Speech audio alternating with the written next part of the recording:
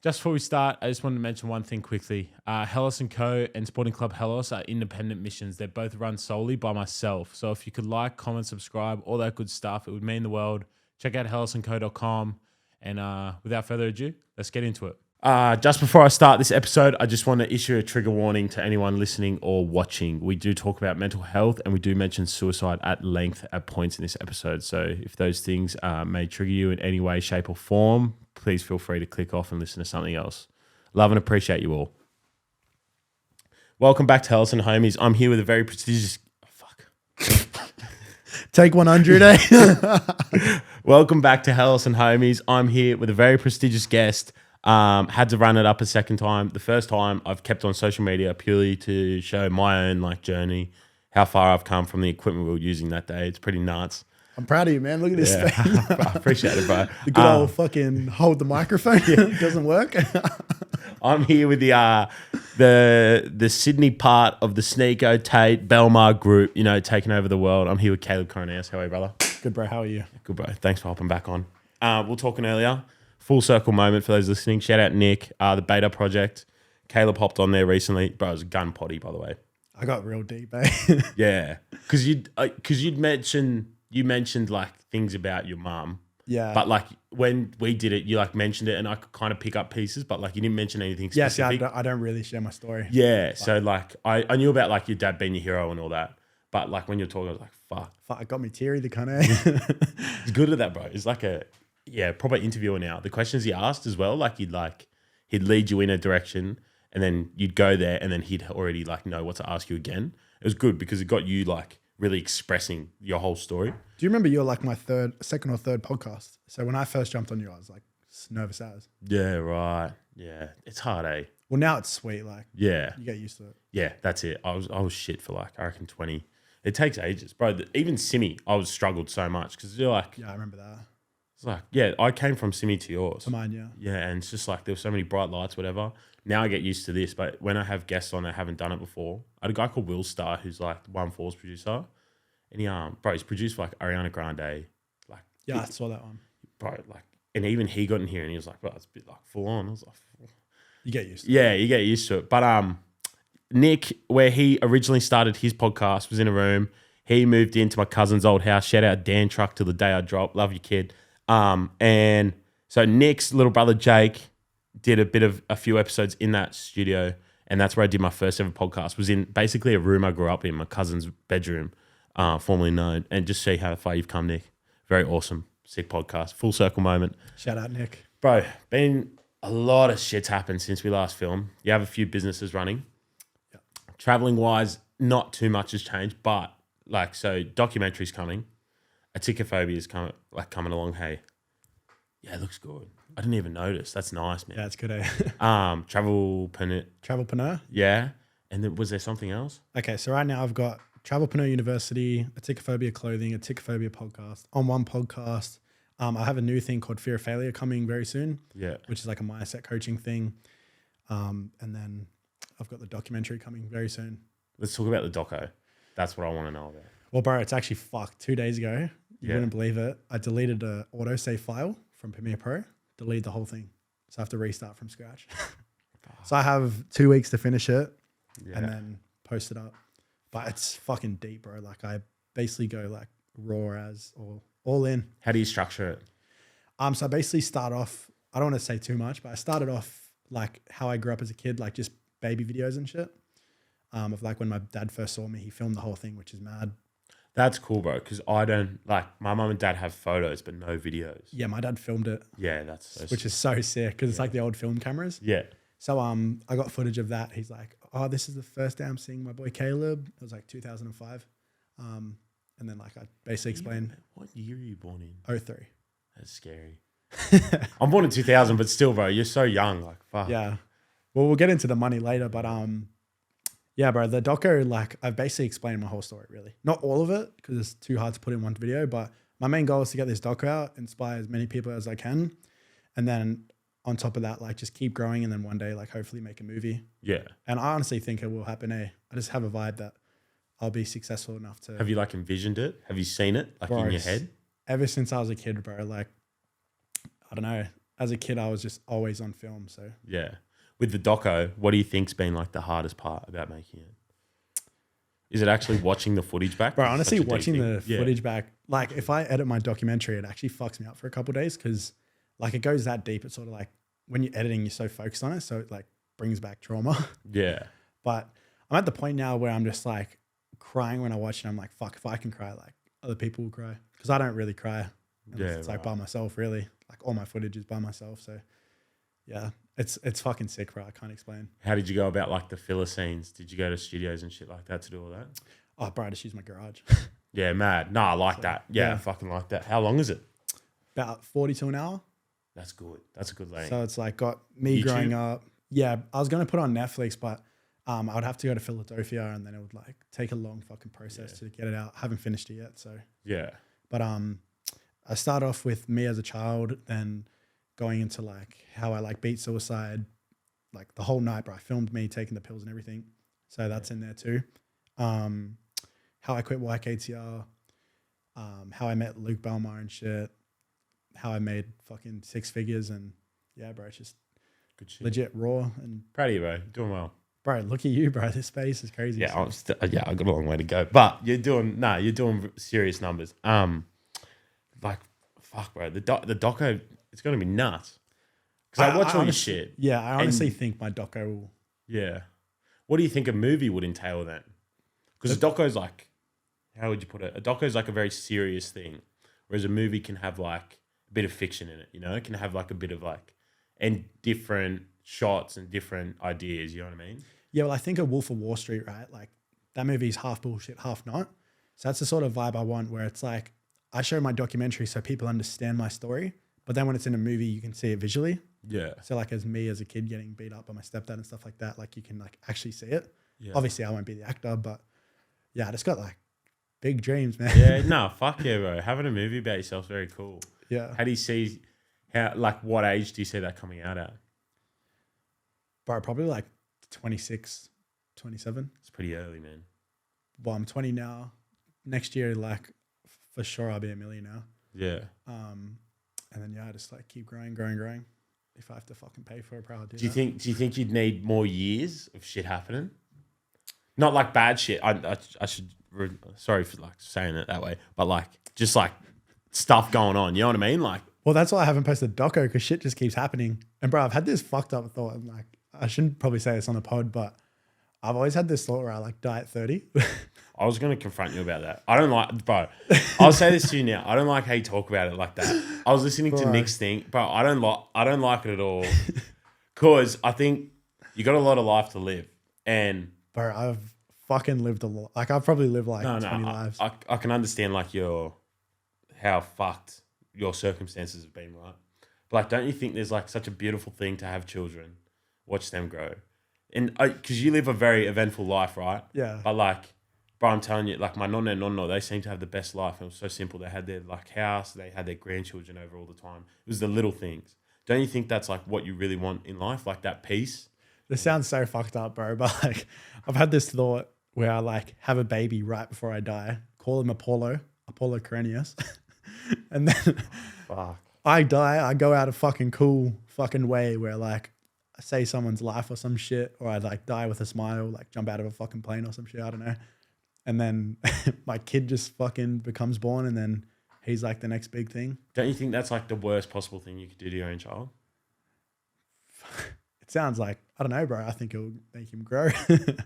Nah, but like, oh, bro, a boy needs his dad. You'd know it firsthand, wouldn't you? Yeah, but like he'll always have like fucking my boys, my brother, like he's got his own. Bro, he needs you. Bro, I'm telling you. This, like, look at Creed, bro. I'm telling you, like this 30 thing you got in your head. I don't like when you talk about it. Right. Because I love and care for you, right? I love you too, man. And a lot of people love and care for you. Riley's a great example. The way he spoke about you was with such like love and endearment, right?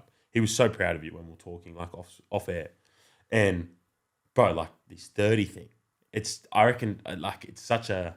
But that's the thing, bro. Like it's not my fault that I'm manifest. Like I've literally planned out my whole life, and I can't explain it. Like I just know shit's gonna happen, and then if it doesn't, when I think it's gonna happen, it eventually happens. Right. So like if it's not 30, maybe it'll be like 35, and then I'll like be on edge all the time. I'll be like, what the fuck? Yeah, but don't you just want to like fuck? Like, don't you just want to like the 30 thing? Don't you think that's like an over dramatization of life? Who knows? It just feels right. Like I really don't care if I'm alive or not, bro. No, I'm the same. Death doesn't. Doesn't phase. Yeah.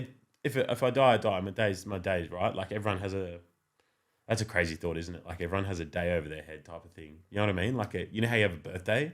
Everyone has that day, but no one knows. Yeah. But like your day's your day, right? That's fate. That's just all that is. So I don't care for death. But like same time, bro, like I don't want to like manifest it. You know what I mean? Yeah. I think 30 is way too early for the influence you have on the world. But it'll have more of an impact. No way. Yeah. Look at XXXTentacion, Kobe Bryant. Look at all these big names. Like people fucking actually, bro, I felt it when Kobe died. I didn't even know the bloke. Yeah. Like it actually made me like inside. I was like, fuck, why do I know this guy? Would you not say people like LeBron, Michael Jordan would have better legacies than Kobe Bryant? But that gets clouded by the fact they're still around and there's not a level of nostalgia attached to them. Well, like look at Conor McGregor, for example. Like, yeah, but that's because so when someone dies and after a while you forget about shit things they did, it's just nostalgia, right? Nostalgia has no negativity towards it. it's straight positive. So that's why like so many of these artists and people remember, like they are good people, bear in mind. But like, Except for Michael Jackson. yeah, you know what I mean? Yeah. Like even XXX, right? He beat a girl at one point, right? Like he had his issues. But like they're remembered with such endearment, whereas these people are still around, they're still doing good things, having charities. Like, don't you think like Caleb Coroneos at the age of 65, a great grandfather, you know, just living his life, has like 3 charities set up. He's got youth suicide prevention centers and shit. Like, you know what I mean? I can do that dead. Nah, bro, I don't know, man. I don't know. I was hearing you talk about it and I put it down. I was like, don't you think it'd be cruel to do that to everyone who's ever loved you? But like maybe like they'll die before that point. Wouldn't you get what, bro? Talking to me, right? Just me. Yeah. Wouldn't you be furious if I was saying the same thing to you? Well, like if it's just how you want to live your life, really. Like I don't find it selfish or anything. I just feel like everyone has their own life. The universe sort of like puts it together, you know? Like, you know when you just feel shit? I reckon you're gonna live to like 90 odd. Fuck, who knows, bro? And you're gonna live a very healthy life. And you're gonna live a very satisfied life. Who I knows? hope you do. Who knows, bro? Like, honestly. Yeah. I think like that 30 thing when I heard it, bro, I put it down straight away on my phone notes. Like, fuck, this kid's not fucking getting away with that. Bro, I think the impact you could have if you stay around long enough, because when you put your mind to things, you nail it, right? So who's to say, like, take away like the videography and things. There could just be completely other things that pop up in your life that you're like, you put your mind to, and that way you influence other people in that direction. You know what I mean? Like James Tahuna was on the pod the other day. He's the first ever New Zealander / Aussie to ever fight in the UFC. He's now a youth worker. And now he does wrestling coach for all the NRL teams. And like, that's a perfect example, right? It's like inspired so many young men to become so disciplined through combat sports, and then went into youth work to directly help them, and then went to do NRL wrestling coach. You know what I mean? Yeah. I think there's like, that could be you. Like when you put your mind to something, you fucking nail it. So who's to say you won't do that for multiple different things besides like videography, cinematography type of thing? Yeah. Well, I'm doing like this mindset coaching thing that I'm doing with my mate Mitch. Yeah. And I feel like that'll take off just because we'll be talking about like how to... Is that the guy that's on the podcast as well? No, another Mitch. Yeah, right. So basically we talk about like each word individually. So like just say vocabulary, we go deep into that one word, and there's like 20 videos. There'll be like 4 parts. We go into like what depression looks like, what suicide looks like. Like we actually film a perspective. So like we make like little scenes and shit. So how do you find people with similar stories? Does it just kind of happen? What do you mean? Like, for him, does he talk about that stuff as well? No, it doesn't. No. Oh, okay. Bro, I don't think anyone opens up as much as me. Yeah, pretty vulnerable stuff, man. Like, I'm not like that in person though. Like when people meet me, like I forget that I post that shit. Yeah, well, you don't want to be like that in person as well, because you just want to have generally, you know, like conversation. But that's the thing. Like that shit was from fucking like what, last year? Yeah. At the start of the year, which is like nearly 2 years. So it's like now I'm happy living life and shit. So Yeah. See, that's a perfect example of that 30 thing I'm talking about, bro. Like what you went on to do last year was nuts.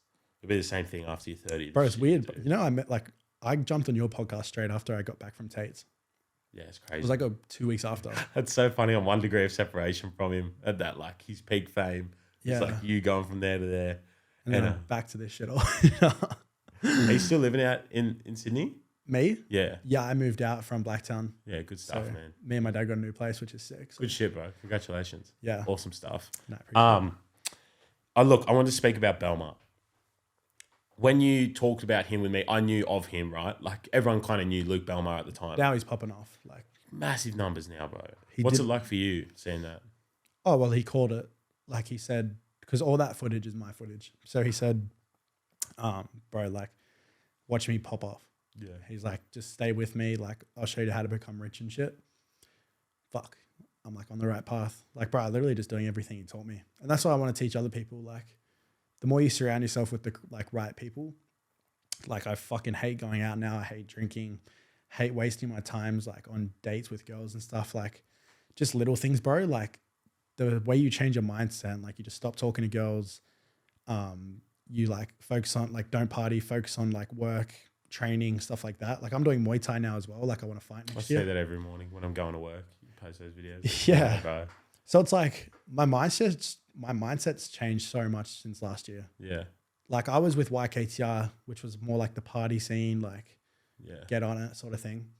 Where like I never liked that. So I fell out of place.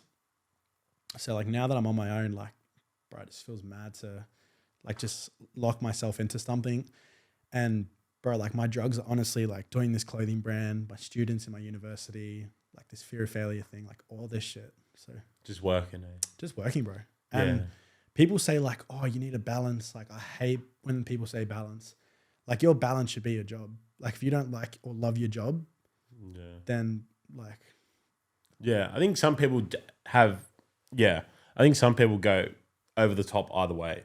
Because you work really hard, but you're very passionate about all these things, right? There's some people that work really hard for another man and they're stuck on 60K for the whole year. yeah, That's where people talk about balance. With you, it's kind of like you're doing what you want to do. Go off the deep end. Do whatever you want to do. but that's the thing. Like to make money, you need to do things you love. Yeah, 110%. That's what Luke told me, bro. And I've got a bunch of notes what he told me. If I had my phone, I'd fucking share a bit. But Yeah, we'll bring it in later. Ben, that's your job. Ben's our producer. He's our Jamie. thanks, Benny. What are like some things Belmar taught you? Yes, For those listening, like explain the story. 'Cause some people might not know how you got in contact. okay, yeah. So how I met Luke Belmar, I posted a video of like how I did the cliff jumping and made the news. So that's still your biggest. No, I think the new one where it's like what they see versus what they don't see. 6.6 mil views. Oh, mad. What did that news one? Surely that was like 4 mil, maybe. No, the news one was 4 mil at the time. It's on 5.1 now, or 5.2. Mad numbers. Yeah. And Belmar saw the news one. Yeah, so this guy named Zach was Luke's mate and he followed me for ages. He saw that video, shared it to Luke because Luke needed a videographer. He put it on his story and shit. Obviously, I didn't know the guy. And then Luke hit me up, called me at like 4 a.m., bro. And I was like, who the fuck is this? And his thing was like a anime character. Yeah. So I was like, fuck, some like random cunt's just like trying to call me. But for some reason, I just picked up. I was like, yo. And he's like, hey, G. It was like 4 a.m. in the morning. It was like daytime for him. Yeah. I was like, where the fuck is this guy? He's like, yo, bro, like, love your videos and shit. Like, where are you from? I'm like, oh, I'm from Australia, blah, blah, blah. He's like, yo, I'm looking for a videographer. Like, you free next week to talk? Anyway, a week later, it's in the doco, by the way. Yeah. I was with my mates in Terrigal and he called me up. He said, yo, I booked your flight tomorrow to Albania. It was like a 48-hour travel. Like, it was 3 flights or 4 flights or some shit. Like, it's fucking crazy. Yeah, because you'd have to go here, Middle East to some Greece and then like Greece to Albania. yeah, major part of Europe back to Albania. Yeah. So I'm pretty sure I went to Abu Dhabi, Greece, somewhere else, and then Albania. But I called on my dad straight away. I was like, dad, like this is fucking crazy. Like, my life's about to change. Like this guy wants me to travel. What does my dad say? No way, you're not fucking going. Yeah.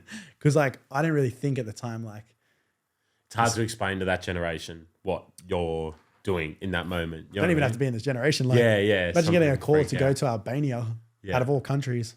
Not that Albania is actually like a beautiful country. I want to go there. Yeah. Like it's talked shit about, but it's actually really nice. Ah, it's beautiful. So yeah, he basically called me up. I was in Terrigal with all my mates, Jason and Daniel, and then he called me up. He's like, "Yo, your flight's tomorrow." So it was like 1 a.m. It was my mate's birthday, Daniel's birthday. I drove all the way back home, had like 2 hours sleep, went to the shops, got all my shit, fucking drove to the airport, and then off I was. Yeah, shit. So I was with him for 3 months. And then, yeah, maybe tell people like kind of what that entailed, that 3 months, or like a brief description. Yeah, so basically went to like 10 or 11 countries. I just had to film him every day. And bro, we just got so deep. Like every conversation, like I would just write shit down because yeah, like it just leveled me up to a completely different person. But yeah, like the main things Luke taught me was do things you love doing. Figure out your purpose, why you wake up every day, and portray yourself as a walking Lamborghini. Meaning when you walk into a room, be the best dressed, smell the best, like walk into the room and like have that presence about you. Yeah. And I'm starting to notice it now, bro. Like every time I walk into a room, people feel inspired. Yeah. Cause like I walk in like a random fucking kid and then they're like, "Oh, like, what do you do?" And I'm like, boom, boom, boom. They're like, "Oh, what the fuck?" And their faces just like instantly change. And then they're instantly attracted to what I'm saying. So that's one thing like I really picked up. And I just like know my self-awareness now. Like it's not even me being cocky and shit. Like I just genuinely know who I am as a person. And it's because I like literally spend so much time by myself. Yeah.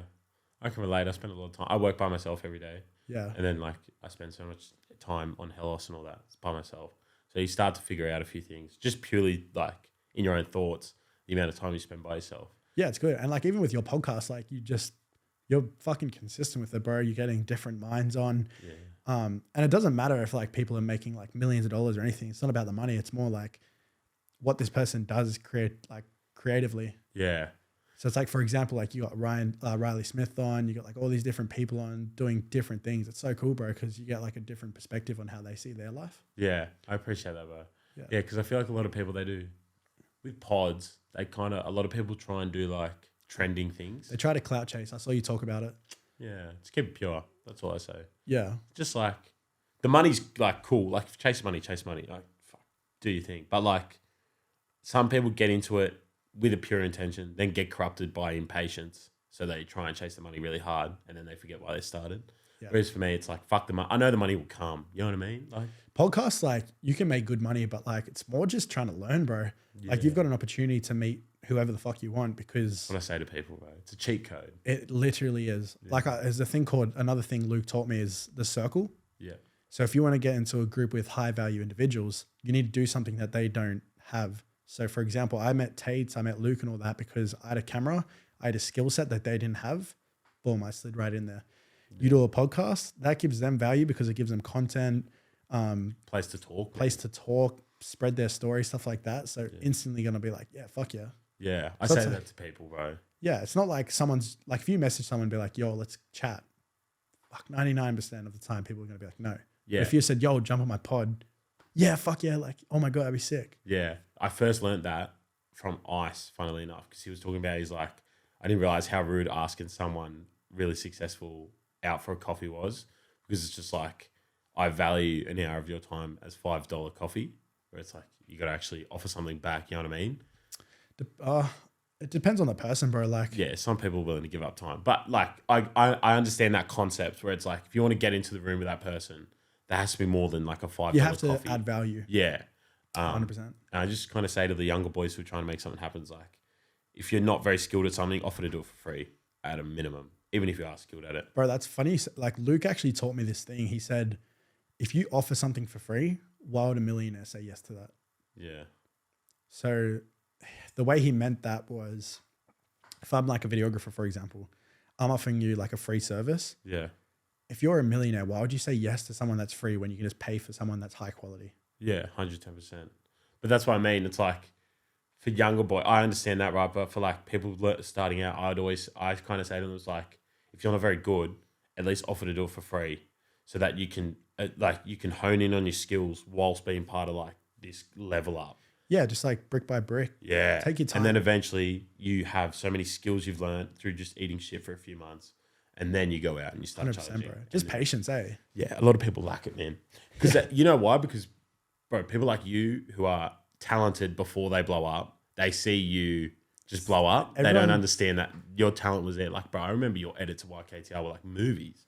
Bro, like I've leveled up 10 times, but like people don't understand that I've done this for 4 years. Yeah.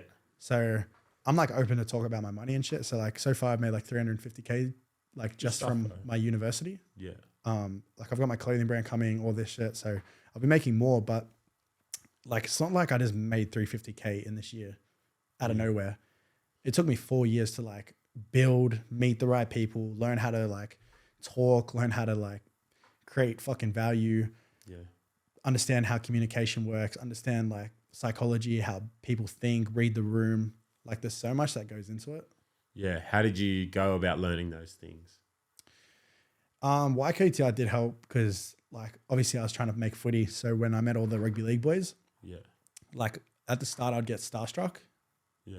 and then I started to just slow it down and be like, fuck, these guys are just human. Yeah. Yeah. Like just breathe, understand like when someone feels comfortable or when they don't feel comfortable. Yeah. So yeah. Yeah, it's hard, eh?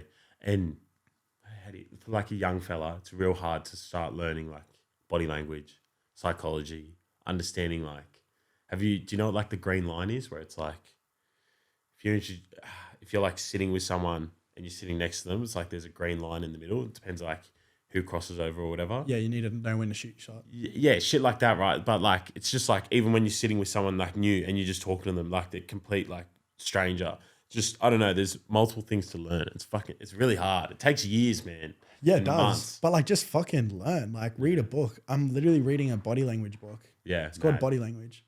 And then you can understand like people's posture. If they've got like a hoodie on, they're fucking obviously sad. Yeah. They don't want to talk. Like if someone walks into a gym with their hoodie over their head with earphones in, don't talk to him. Yeah. Yeah. If someone's like got a shirt on, their chest out, go up and say something. They obviously want their ego to be fulfilled. So Yeah. It's mad that you learned about that shit. You're 19, eh? 20 now, 20. Just turned 20. Fuck, happy birthday, bro. Thanks, bro. What'd you do for your birthday? Fuck. Sounds like I got such a lonely life, eh? No, what'd you do? Nah, I just went to Canberra Yeah. with my mate Josh and Sam and NASA, like my OG boys. Yeah. We went out, bro, and that was like the last time I went out. I fucking hate going out. Yeah, you didn't like it. Why'd you go to Canberra? Just as like away from everyone. Yeah. Because like now I'm starting to get noticed. Like I just want to go out and just like do my own thing. And I don't drink at all, but I drank for my birthday. And I just sort of want to be like left alone in those sort of situations. Yeah. So I don't drink much. I don't know why. Actually, do you know why? I scalded a bottle of vodka at schoolies. So I never really drank the same after. I drank in Europe when I was over there because it's just like we were at festivals and stuff. But yeah, I only really go out to like see my friends. I don't really go out to get drunk or anything. Plus, it's so expensive nowadays. But like, it's funny you say that. It's like I just want to go out. The only reason I go out is to truly just see my friends. Sometimes meet new people as well. At like events, I feel like I'll meet like-minded people, like music events especially. But like, yeah, bro, fucking. So well, you like, went if you go out, like it's a good way to network.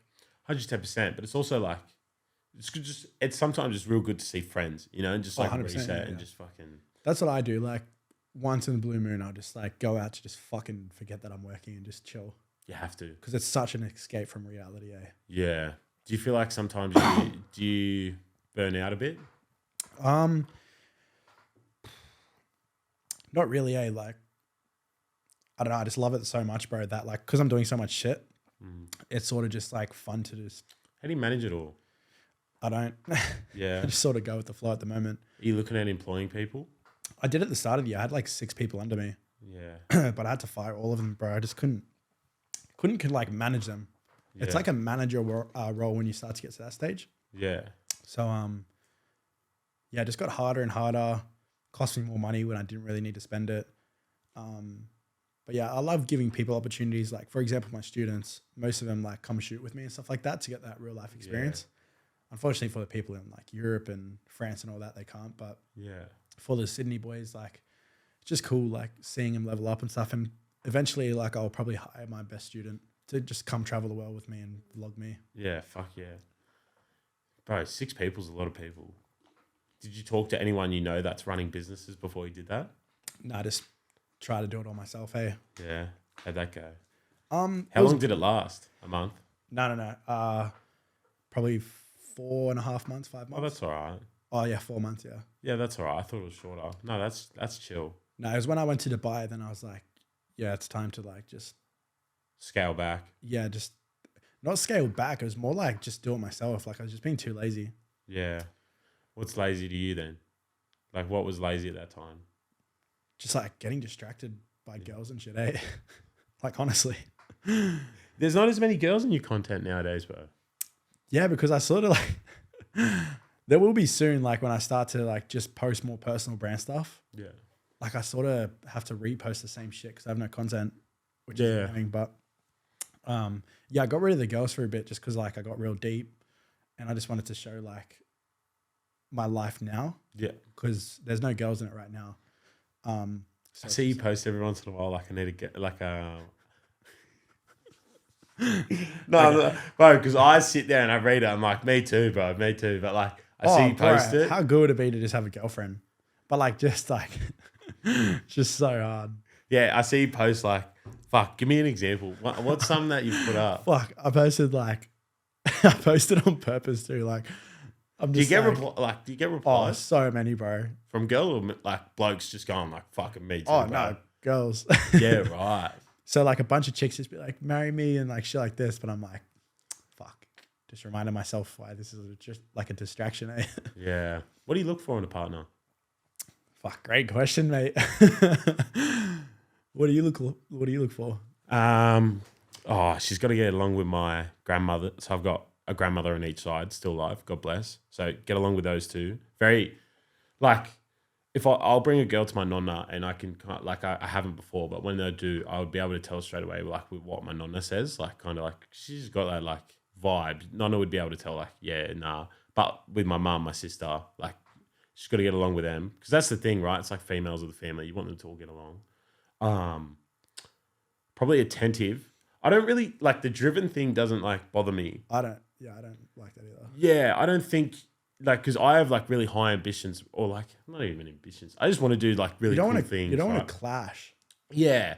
But, like, well, you look at, like, Alex Mosey. He does. His missus is fucking the same as him. They both run that acquisition.com. But, like, I don't know. The same. Oh, actually, no, I can't say it on the pod, actually, no. Yeah, right. Yeah. But, like, just someone, like, very attentive and just, I don't know. It's hard, bro, because you don't know until, like, you think you like all these things, and then that. Well, that's the thing. Like, one person each other. Yeah, like having a girlfriend seems so good, but then it's like, I don't know about you, but the life I'm living is just not possible. It is possible, but it's not. Like, It's definitely possible if I think she'll be the mother of my children. yeah, but like, fuck, we're still so young, and then like, there's just so much distractions, arguments. Yeah, but my mum and dad got married at 22.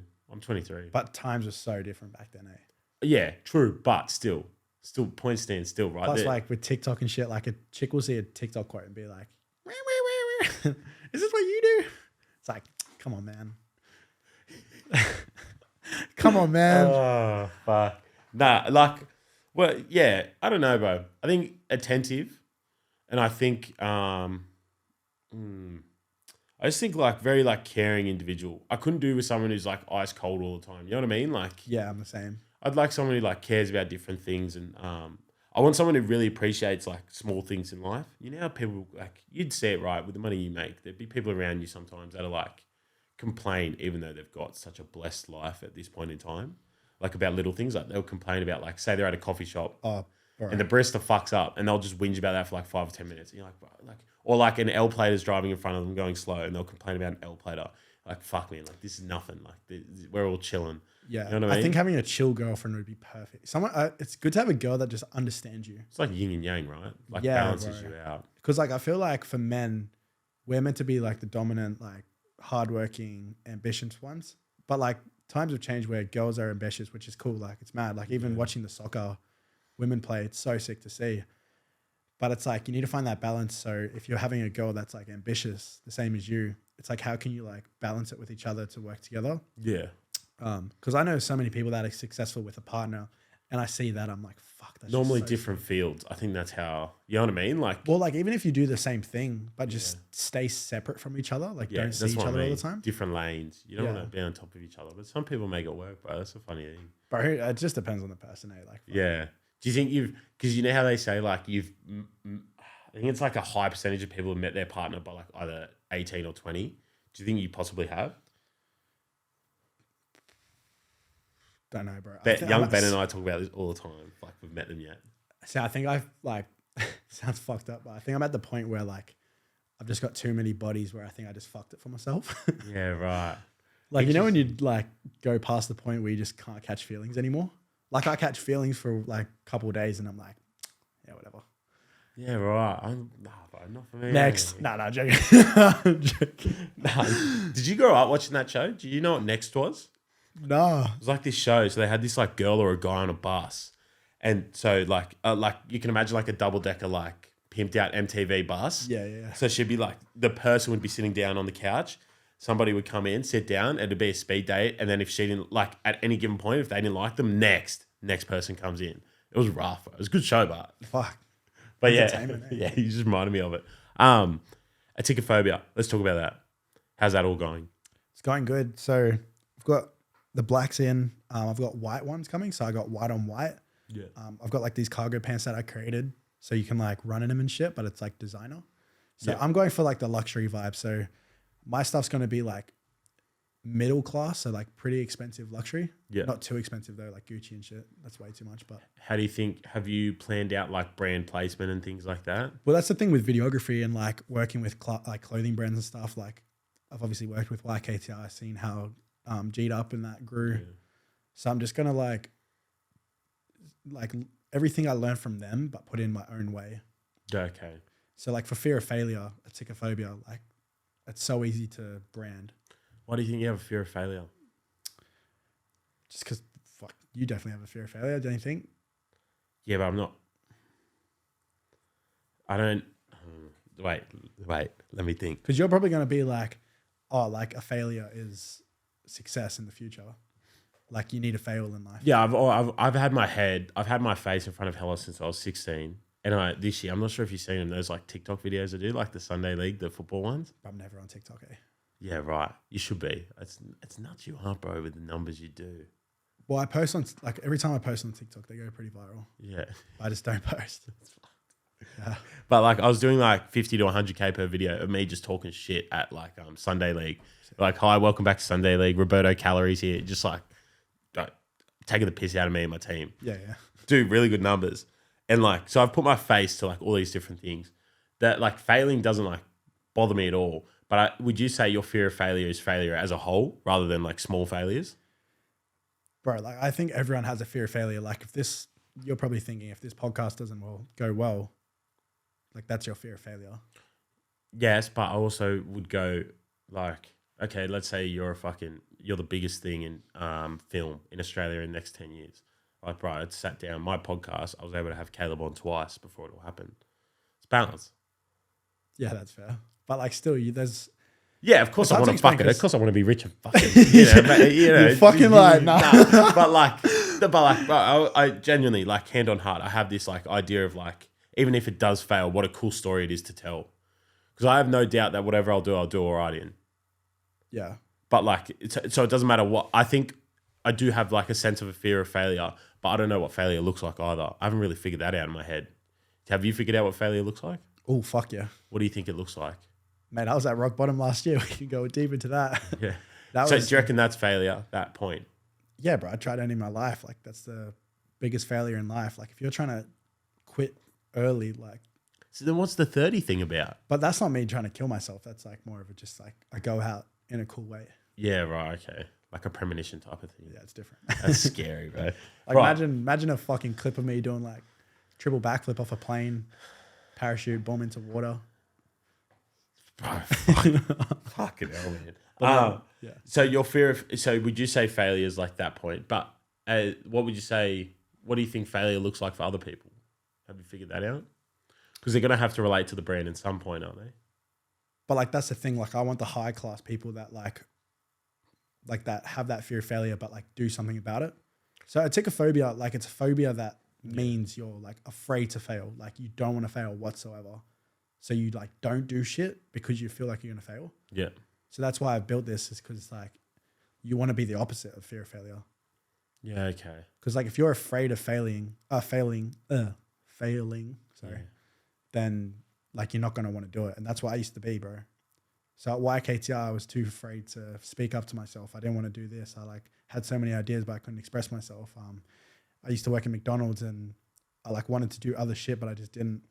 I was a plumber for a week and like I just had that fear of failure that I was just going to be a plumber for the rest of my life. So it's multiple things, bro. It's like footy as well. Like I failed footy. I wanted to be a footy player my whole life, but I failed that. Yeah. How you going with all that? Last time you were speaking about the memory. Oh, honestly, like, my brain. Yeah. My brain's, it's up and down, bro. Like my memory is so bad. Yeah. Yeah, but bro, when you walk in here, you still remember conversations we had and shit like that. Yeah, like, but that's the thing. Like, I don't know what it is. It's just, I just forget shit. Yeah. So easy now. But I think maybe that's just because I'm doing too much. I don't know. Would you ever go back for fun? For footy? Yeah. Are you falling out of love?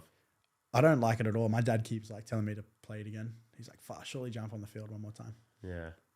Because when I was with Luke Belmar and stuff, Para like hit me up to do the trial run for Jersey Flag, but I was overseas, bro, and that was when I had to make the choice, and I was like, "Fuck, do I want to travel the world and be rich, or do I want to play footy?" That honestly, wouldn't it be cool if you could do both?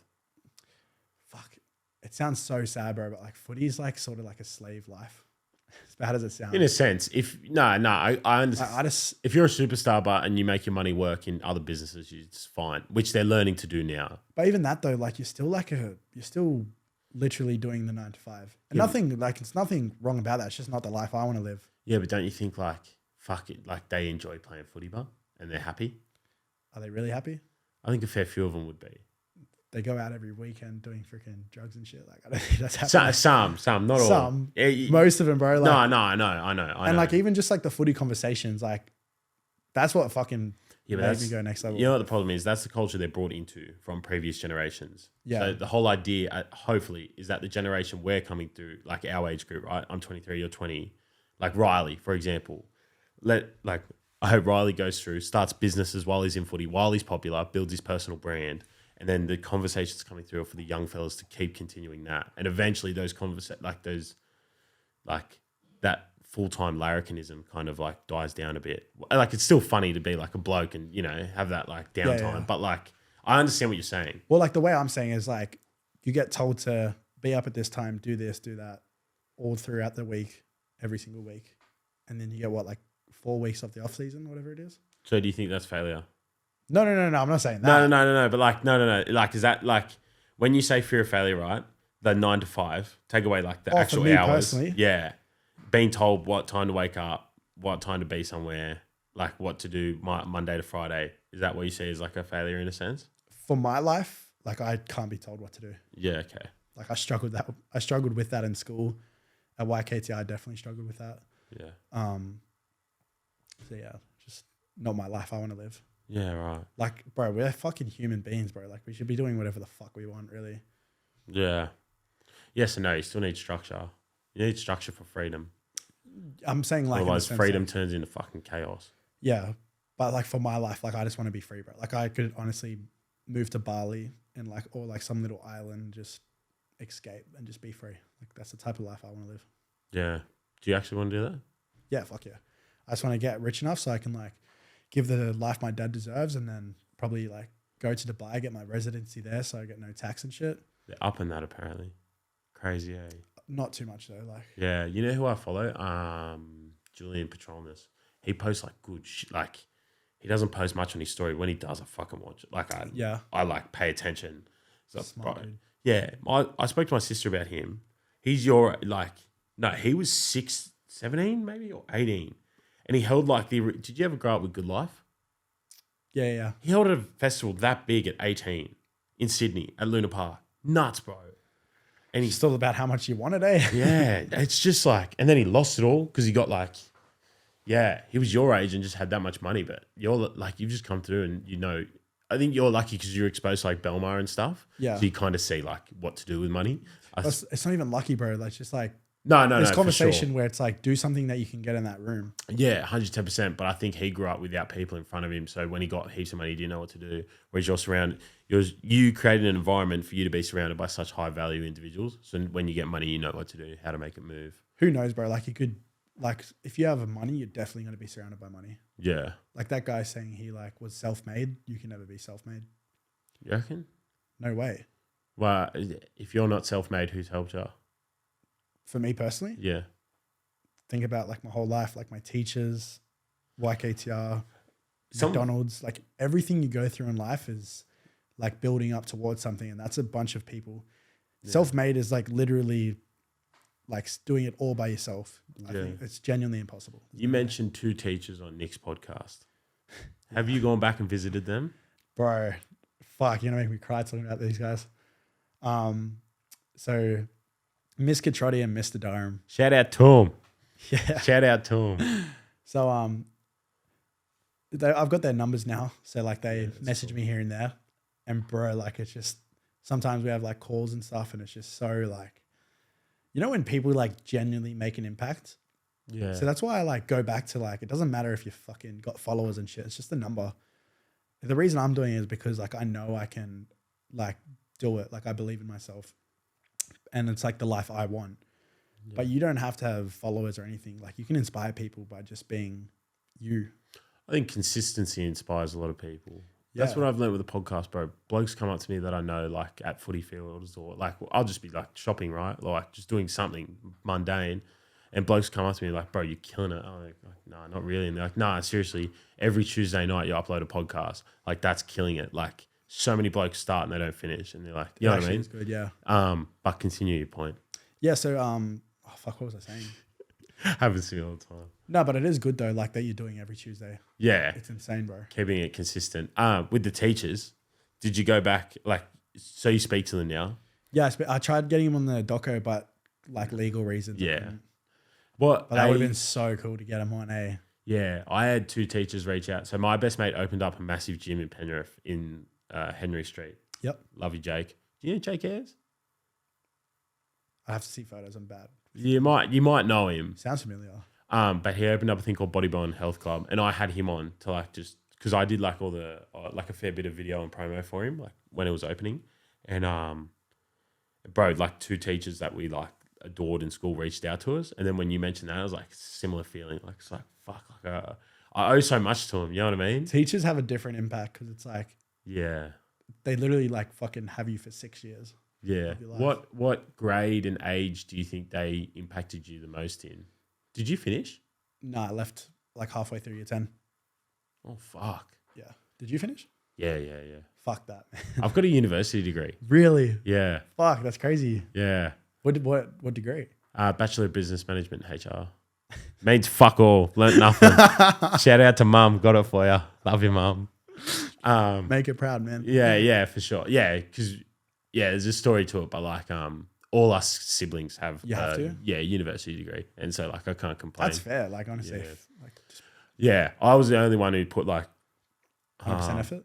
no, Oh. opposite. I'd like push back on like getting the degree, shit, yeah. but like I realized at the time like it was just my mum making sure I had something going on at all times. But yeah, bro. Dropping out in year 11 is like a remarkable fucking. No, you're 10. Oh, you're 10, Yeah. bro. So I was That's 16. remarkable. Have you gone back to? You went back there, eh? Did you go back to the school? Bro, I'm going to do a talking there one day. Like they asked me fucking ages ago, but like I just fear of failure, bro. I didn't do it. So do you think you want to do it soon? Yeah, I'll do it eventually. Yeah. What's stopping you reckon? Fuck. Public speaking? No, I think I could do public speaking. It's more just like the fact that it's in front of like my old teachers. Like I feel like it sounds weird because I haven't let them down, but it feels like embarrassing for me that To talk about how I sort of like tried to just end my life. yeah. Plus like it would get deep. Like I want to, because I know it'll help like a year 7 student, year 8 student, year 9 student. Because in high school, we never actually had people talk about like suicide and shit. Yeah, 110%. Do you think that whole idea is you? So like, Trigger warning for people listening, by the way. We should have added I'll add that at the start.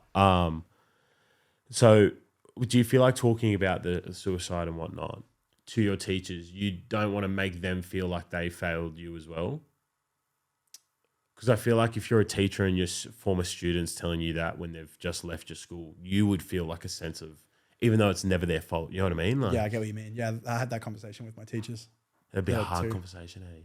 Yeah, because they didn't know, and I told them about it. Well, obviously they saw on my socials as well. But I'll tell you a story about how I met the two teachers. Yeah. Obviously they were my teachers, but year 7, Mr. Durham was my homeroom teacher. And then I had him in year 9. Year 9. So Miss Catrotti was my homeroom teacher and my Italian teacher, and then Mr. Durham was my PE teacher. Anyway, sorry, I'm not crying. You can cry, but I don't care. No, I'm not going to. I nearly did. No, but basically when I was in high school, I used to wear a blazer all the time, and I had scratches all across here because I used to scratch my arm, and I had cut marks. I still got some. I have cut marks all up my arm, from my arm. And that wasn't familiar for boys, especially in the footy scene or in like a full boys school. Yeah, 110%. No boy did it. And I remember it fucking fucked me up for a couple of days because I did it all the time, and one of my mates saw it. Yeah. And then he did it because he just wanted to experience it. And it goes back to like, I need to be careful what I say, because when I was 12 years old, I was 10 years old when I saw a girl cut herself, and I just wanted to experience it because I just wanted to see what it felt like. And then like I realized like that was like my pain-free sort of thing. Please don't do this. But yeah, I'll put trigger warnings. Yeah. So it was like my pain release. So in school, I would always wear a blazer, and then Miss Catrotti in homeroom, it was freaking summer, bro, and I was wearing a blazer. She's like, "You must be so hot," and I was fucking sweating and shit, bro. It was just like the worst day. I can't remember what happened. But it was just a shit day. I was sweating. I was wearing my blazer, and she's like, "Oh, take this off." And she like basically like not forced me, but she like just 100. If the telling me to, students like overheated, that she would have. yeah. Just She's like, because she's like full mum vibe, like Yeah. trying to take care of you. Like she was the best teacher, and she did this for everyone. It wasn't just me. Yeah. Anyway, she took it off, and then straight away she saw it, but she didn't say anything. She was more just like, Yeah. and then she's just like, "Oh, like, can I talk to you after class?" Yeah. And then, bro, straight away, my heart just sunk. I was like, "Yeah, she knows." And then I didn't know what was gonna happen. Like, I thought I was gonna get in trouble. Like, so much shit was going through my head, like anxiety and shit. I was like, "Fuck." Like, she's found out. Who's she gonna tell? Anyway, everyone left the class, and then she basically spoke to me, and she's like, "Oh, look, like I've seen your arm. Like, can I help you with anything? Like, do you need to see a psychiatrist and shit? Or psychologist, sorry." And then like she got me with the school psychologist, literally did nothing. School psychologists don't give a fuck, which is like so disappointing. Like I remember I was sharing my stories to the psychologist, and she gave me nothing. She would sit here like this. Yeah, okay. And that made me even more fucking suicidal. Yeah. And that's why I stress, bro, because there's times where I get DMs where people message me about their suicidal stories. Like I can show you my phone. I get emails literally named suicide. And then people like sharing their stories. There was this girl, I won't say her name, but she basically explained how both her parents just passed away. She's got breast cancer and like she can't afford anything. And I'm just like, fuck, like what can I say to this person? 100. Like to make sure like they just keep going and like stay strong. But then if I don't reply, I feel like it's my fault if like something happens, which is not. But just like in the moment, you're like, fuck, like I need to It's like. a human thing. Yeah, it's just like I need to like inspire this person, like help them out in any way. But yeah, basically saw the psychologist, hated it. And then I like went crying to my homeroom teacher, Miss Catrotti. I was like, fuck, I can't do this. Like I'm like legit about to give up, hey. And then she's like, oh, like, please come see me after school. We'll just talk for a bit, just explain everything. And bro, it was like about an hour chat, and I just fucking bawled my eyes out. Mr. Durham was there, Miss Catrotti was there, and I just like let my whole story out. So they're the only ones that like really know my whole story. Yeah. So yeah, it was tough, bro. School was tough because I would fucking feel so shit every single day. I wouldn't eat, and yeah, I just hated fucking being there. And then the boys would ask me, they'd be like, oh, what happened to your arm and shit? Because, bro, during footy games, it would start to bleed. My whole arm would be bleeding because, like, just say you get a stud mark or something. Yeah. Or you graze. Yeah, and then, like, it could Brings get it infected and shit like that, which I was hoping, which is fucked. But yeah, I don't know. Do you feel like in the absence of your mother, Miss Catrotti was like a real helping, Bro, a guiding hand? she was like, besides my nan, Miss Catrotti was like that sort of mum figure that like I needed in my life. Yeah. And like it feels like now that I'm older, I feel bad that I sort of put all this on her because she's got her own life. Like at the end of the day, she's a teacher and that's her job. She's not like a psychologist or anything. Yeah. But bro, like, fuck, she genuinely saved my life, and so did Mr. Dome. And fucking like, oh, I try not to cry every time I talk about him, bro. Because like, without them, fuck, I would have proper like been done. Yeah. Like they gave me hope, and that's what I inspire to do. Just give people hope. Yeah. So when people look up Caleb Coroneos, it's like that's like their hope in a way. In a way, is everything you do to give back or at least pass on the empathy that they once gave you? Yeah, because I grew up with like no love or anything, bro. Yeah, like, I heard you speak about it on Nick's thing. Yeah, not having a mum, like you just, as a man, bro, like a mum gives that feminine side and then your dad gives a masculine side. Yeah. So I just grew up being like straight fuck masculine. And the way like my dad raised me was perfect. Like I couldn't ask for a better dad. Basically showed me manners, discipline, how to treat women, how to talk, how to be nice to people, how to fake a smile even when you're not feeling the best. So he taught me all these things that was like literally perfect. So did my uncle as well. Like making your body a temple, like your body is a temple. Your mind is the only thing you control.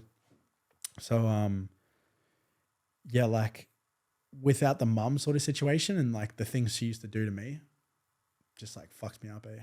Yeah. It'd be hard, trying to find a female. It's like my mum's very like nurturing, you know, like I can go to my mum and just talk about like anything. And like that's the beauty of having that in your life. Yeah, and like plus it'll make it easy for you to talk to girls as well. Like I struggle to like stay in a relationship, bro, because I'm just so like masculine in a way. Where it's just like I'm just straightforward. Like if I don't like something, I'm like, fuck, I hate that. Yeah. Like I feel like having that feminine like mum side of you, it's sort of like you can relate to them. Yeah. I can't relate to women whatsoever. Yeah, right. So. Yeah, fuck, I didn't even think about it from that perspective, eh? Interesting. Yeah, bro, it's crazy how much of an impact good teachers can have on you. Yeah. And isn't it crazy, like when you're in school, you're like, yeah, teachers are fuckwit, and then you look back and then you're like, no, you weren't the worst person in the world. My auntie's we a just teacher. didn't get along. Yeah. My auntie's a teacher, but like you think about the teachers you didn't like. Yeah, yeah. But now that you're older, you're like, fuck, I sort of feel bad that I was like such a dickhead, eh? Yeah. You just what? You went to Paddy's, eh? Yeah, I went to Paddy's. For those listening who don't know what we're talking about, Paddy's an all-boys school renowned for producing rugby league players. So Paddy's is a bit, yeah. It'd be hard for a teacher to go to fucking Paddy's and work. Oh. Just boys just being fuckweeds. Bro, it was fucked up, eh? Yeah. Every boy just trying to be like number one, like funniest, strongest. Yeah, bro, it's like a massive ego thing. Yeah. Eh? How'd you go in footy out there? Is that where you picked up footy at Paddy's, or were you playing it beforehand? So I played for Glenmore Park with like Sawali and that when I went to Paddy's. Yeah, yeah. So I basically like made the A grade sides and stuff. Yeah. Played 5'8" at the time. Did you tell those blokes over in like Belmar and blokes? Did you tell like Belmar, Tate Brothers, and like Sneeko and all that? Did you tell them about like the sport, like that you could have been a professional in rugby league? Well, I said rugby league. They thought it was rugby. Yeah, well, much of a muchness, right? Like it's Basically the same thing. Yeah, yeah. They'd say, you try and explain the difference to them. They have no fucking idea. But like, did they like what did they say to that? Oh, they don't give a fuck. No, but like, yeah. But like Tate being like a kickboxer whilst making a lot of money, did he say anything to you about it? No, doesn't give a fuck. They really don't. No. I know they don't care, but I'm trying to say like because I was wondering if like Tate's would say maybe like, yeah, go fucking conquer the world in sport and money at the same time. You know what I mean? I don't think he respects fighting. I don't know if he respects sport. Yeah, I hear what they say about Yeah, like, I understand where they're coming from, but like when you have a football club that like represents like your bloodline or something, and it's like so attached to your family name, like my club's Fiorentina, it's like I don't like care like about the ins and outs of I don't go deep with it, but like when they play, I watch because it's like it's like my attachment to Italy, right? Yeah, bro. But It's like I understand their point of like how much time people waste on sport. Sometimes. it is dopamine. It's just like Yeah. Oh, bro, it's escape. everything. It's Yeah, escapism. it's escape, bro. It's, Yeah. what was I gonna say? But yeah, like that's just like how your life is. Like Yeah. everyone's different. How you going with that? You said you got into it a bit. It's a Football. soccer. Yeah. Fuck, I love it, bro. Yeah. It's mad. I don't watch footy anymore. I just watch soccer. A lot of blokes that give up footy don't watch it. Yeah, Yeah, it's funny, eh? It's bro. Like, well, I went to the United and City game, yeah, we were talking about it last night. That's You were what- talking about like you called Haaland a robot or something. bro. It was so sick. Yeah, it's different level. That's a massive derby. Well, in London, UK, sorry, that shit was fucked up, bro. Like the atmosphere, yeah, and like I remember I had to put my camera back in the van because I wasn't allowed to bring my camera. I was on charge. Oh, thanks, bro.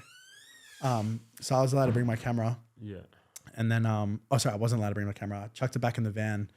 And then, sorry, bro, I fucking can't concentrate on like Yeah. two different things. I ran back to the van. I ran back to the stadium. And then the gates were closed, bro. And these motherfuckers like banging on the door, like, let me in, motherfucker. yeah. And like with their holy UK shit. accent, like, bro, I'll fuck you up, you fucking bastard. Yeah. Let me in. I was like, bro, I'm talking like thousands of people like trying to rush into the stadium. The security fucking had to move because they just ran in because the game started. Yeah, I was like, fuck, if a footy game starts, you don't really care. But like soccer's like straight into it, eh? with your Greek side, you mentioned when he says it's his grandmother. Are you like intact with like where you're from in Greece? From Kythera. That's an island over there. Football club there or no? Nah, there wouldn't be. Nah. Not on an island. Kythera is a very small island. Have you seen like Greek football? How fucked it is? Yeah, I went to Athens and it's pretty fucked. Bro, it's nuts. They look like the stadium's on fire. You should Yeah. go to one of them, man. That'd be cool videography stuff. Bro, next time I go to Athens, I want to make like a doco there, right? That'd be so sick. Because the Yeah. stadium's like full ruins and shit. Yeah, the stadiums aren't like But it's cool. they're not it's- like yeah. mad. It's very you can't replicate that. It's like Nah. the stadiums tell their own story while they're like sitting there by themselves. You know what I mean? Like you look at a stadium and there's no one in it. You're like, so many stories in here. It's so beautiful. Yeah. Whereas ours are just like these new bullshit fucking ANZ and all that. There's no life to them. You know Besides what I mean? Leichhardt, that's the only cool stadium I reckon. Yeah, I like Panther Park, but that's because like, well, you grew up in Blacktown, but for me, I Panther have all the Park? memories like Penrith Stadium. Oh, I yeah, like, sorry. you know what I mean? Like all the That's a small cool stadiums. stadium, actually. Yeah. But they're going to renovate that too. So it's Yeah, like, I was at Shark Park, That's cool. but they're renovating all around it. really? But yeah, at the start of the year, it was like the OG Shark Park. Now they're renovating all around it. It's all apartments and shit. Don't like it, eh? Shark Park was the first NRL field I ran on. And that was Yeah? the best field. How was that feeling? Oh, insane. Do you get a similar feeling when you do things with like videography and whatnot that you had with that footy feeling, like peak footy feeling? Oh, it's 10 times better now, bro. Like I'm filming this documentary for Cohen, the boxer. Yeah.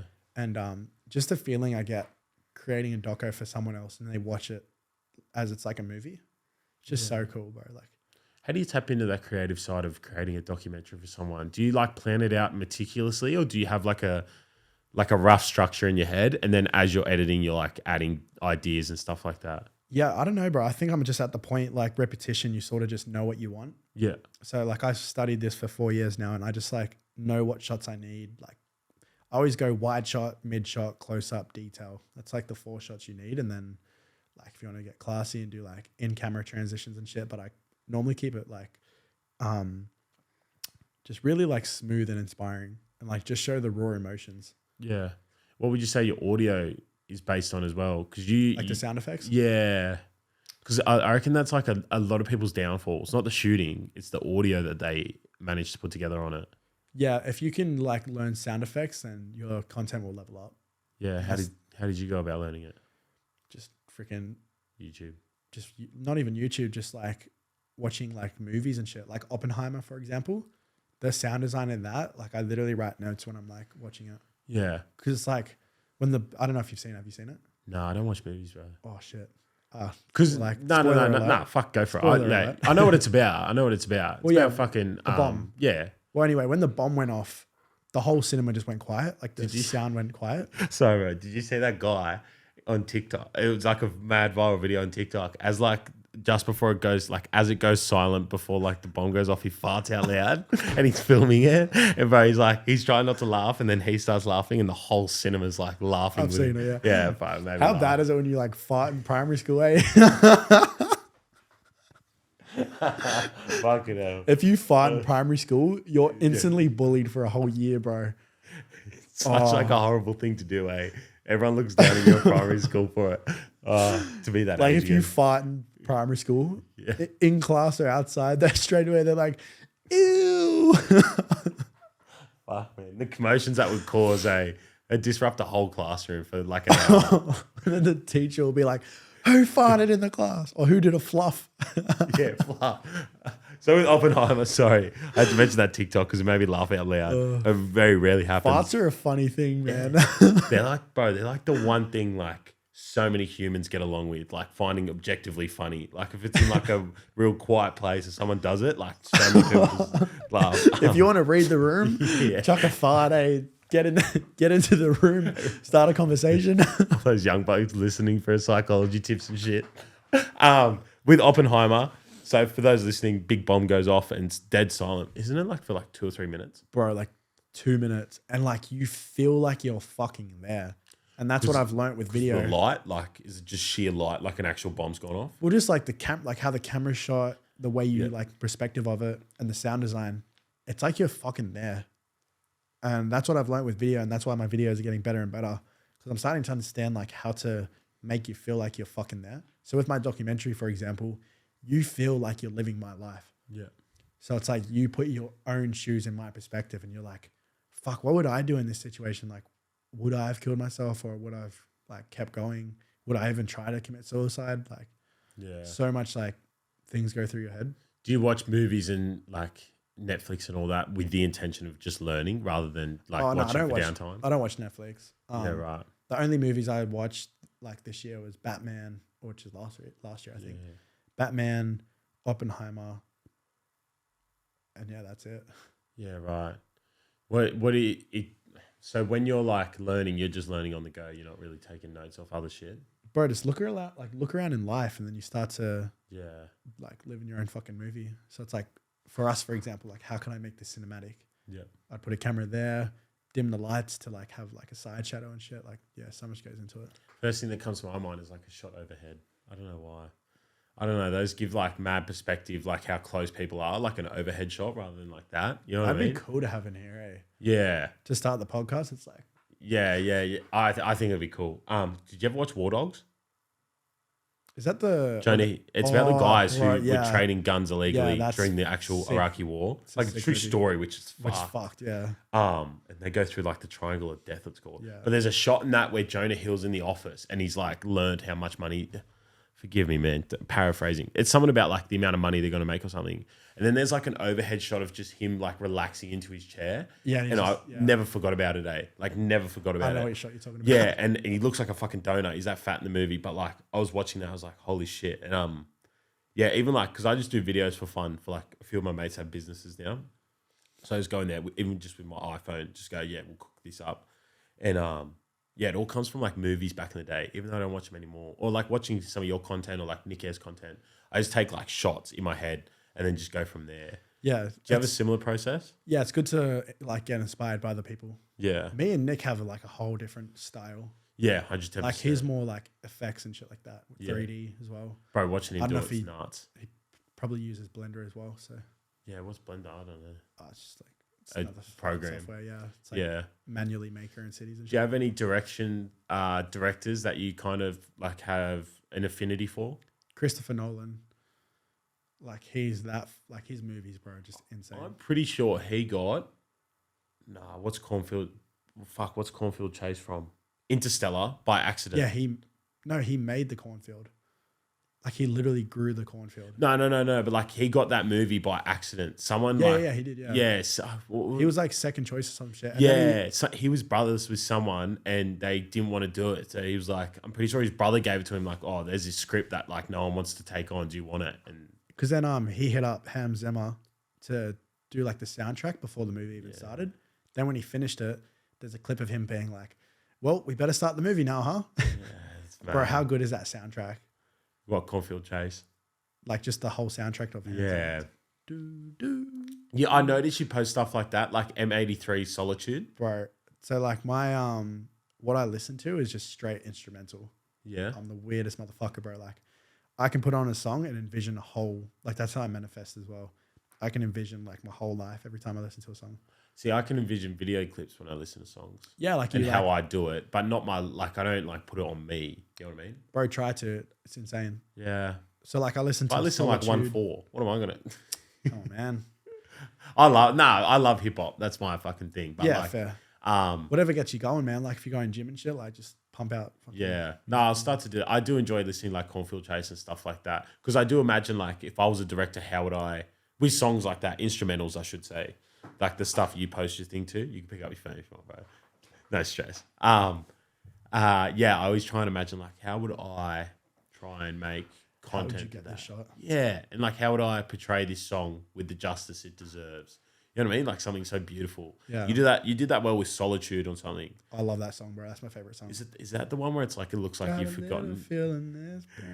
Bow, bow. Is that the one where you posted? It's like it looks like you've forgotten who you are or something. Wait, which one is it? You know that like audio where it's got like the girl. It's like it looks like you've forgotten who you are, and you posted like a mad clip to it. Sorry, audio fucked up on our end. We're trying to figure something out. Yeah, so that's Subscribe. Yeah, that sound and like test and recognize. When you Yeah, listen to them first time you hear them, you just go like, "Fuck, I know what I want to do with that." You know what I mean? Is that Yeah, what you do? especially with my own content, I'm like, okay, I can fucking make something cool here. Yeah. So yeah. When are you going to get back to making new shots? Because I see your shit and I feel like I've seen it before. Oh, But you see it all the when time. you post new stuff, bro, I'm like, oh, fuck it. I'm so intrigued. But that's the thing. Like I'm sort of like staying low key now. Yeah. And then one day I just buy like a fucking massive house, buy a Lambo and shit. And then everyone's like, what the fuck? Yeah. So it's like, I'm trying to stay low key for now. Yeah. Do you think with Lambos, right? This is my question because you're in that money space now. Do you actually want to own a Lamborghini because you like the car because it's a sign of your wealth? Oh, I love the car, bro. Okay. You have no idea. Like Yeah. you can do, in Do Dubai. you reckon that's because of your upbringings and like how much of a unicorn it is? If you know it, like when I say unicorn, it's like how elusive like it is. Well, I just love adrenaline too and the fear of death. How'd you get driving it in Dubai? Oh, I've driven Lambos before. So Yeah. I was just fucking flooring it, bro. How fast? Like I got to 210. Man. Bro, I was on like the main roads too. My mates were shitting. I got so many clips. I'm just like on my phone. I'm like, my mate's like, slow down, slow down. What did your dad say? Oh, he doesn't give a fuck. He's like, oh, sick. Yeah. Is it crazy for you? Do you speak to your dad about it that often, like the life you live now? Me and my dad talk all the time. So Yeah. it's like, fuck, how do I explain it? Or like your family at large even? Is it crazy for them to see you go from Macca's to YKTR, which that's a big jump for like an average human, right? In like videography, that was a massive jump for them to go to like that next level. It's been crazy for like, say your uncle, right? Maybe that's a good example for him to sit there and be like, whoa, look at this kid go. Like, look at my nephew go. Yeah, my uncle's always believed in me. Yeah. And that's nice. it's actually cool because my uncle had a nickname for me when I used to play footy. He used to call me Showtime. Yeah. Because he's like, be the entertainment, like be the fucking star. So he used to call me Showtime because it's like every time before the game starts, before kickoff, he would always tell me to be like, just say to yourself, it's showtime. And Yeah. then boom. Yeah, have a crack. So yeah, I think my uncle's happy. I don't know. He's going through a tough time right now. My family's going through a tough time right now because Yeah. like my nan passing away and shit. Sorry to hear. Nah, it affected him a lot because he lived with her Yeah. and he was taking care of her. So like, yeah, it'd be tough on him, but I love my uncle. Like he taught me a lot about women, like how to treat my body. He got me into like martial arts and shit when I was younger too. So Yeah. How are you going training Muay Thai? I love it. I'm going to start doing jiu-jitsu soon. I just need to like get all my shit done. Like I'll sell my clothing. I'll just do one drop and that's it. Yeah. And I'll probably do something next year, like mid-year. Do you want to do a fight? Yeah, bro, like full MMA. I think it'd be very inspirational for you to do something so noble. I think I need it, bro. Yeah, kind of balance it out type of thing. Just all my traumas just building up. Like it'd be a mad way to just release my shit. Yeah, a lot of you fucking bro. James was talking about his story. I don't want to say it, but just like James? Tahuna, the UFC fighter. Oh yeah. I mentioned he was the first like male from Aotearoa to ever represent the UFC. He was talking about like how fucked his upbringing was. And Yeah. that came out in fighting. He doesn't even like UFC. Like, he doesn't even watch it. He doesn't even like care for it. He just did it because it was like his escape, and he was just fucking good at it. Like, you know what I mean? Yeah. And it'd be good for you to like get into a space where you can like vent it out. You know what I mean? Well, it's good as well because like I look at Bam Bam and shit, for example. Like he used to play rugby league, and like with the leg kicks, because like footy was such a leg driven sport. Like you always got to drive, tackle and shit. Especially as a fullback when you're getting fucking returns. Yeah. Just driving straight to the through, line. Yeah. Like 1 on fucking 10. So like when I like kick, bro, my kicks are pretty powerful, which is sick. Yeah. So yeah, I'm just gonna like I'm 5 months into it. Every single day I try and I love it, bro. Like I'm just getting better and better. It's like fucking skating. It's like cliff jumping. It's like just building up to getting better. Do you still do the cliff jumping thing? Fuck, it's been ages, bro. Because that's what you got famous for originally, I Yeah, reckon. yeah. It was. For those listening, he used to jump off. I used to be a cliff jumper, believe it or not, at my weight. I used to go to Watson's Bay, bro. You told me, bro. In Yeah. the last potty. You know Tyler Rangi? Yeah.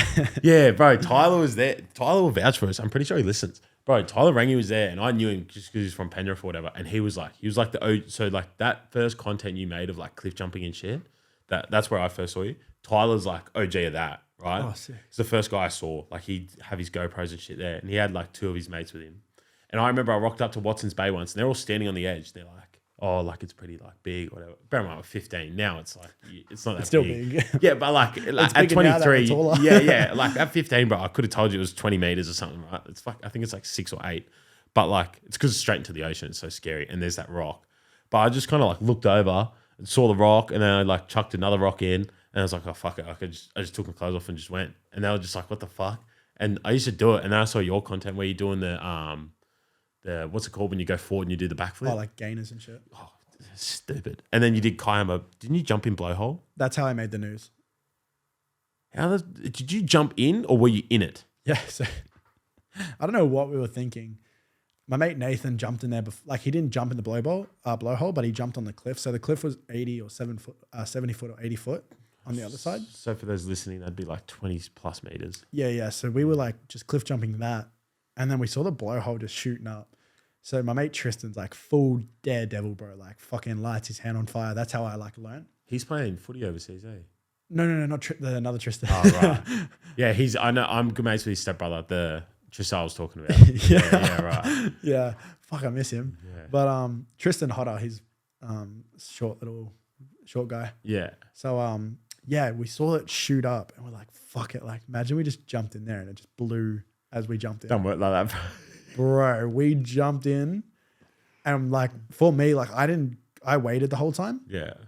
So when I went, bro, I can just remember it so visually. There was like fucking 40 cops. There was like 30 fucking ambulances and shit. Like it was a crazy amount. Like I'm not even taking the piss. Yeah. You can watch it on the news. It was like $200,000 of taxes.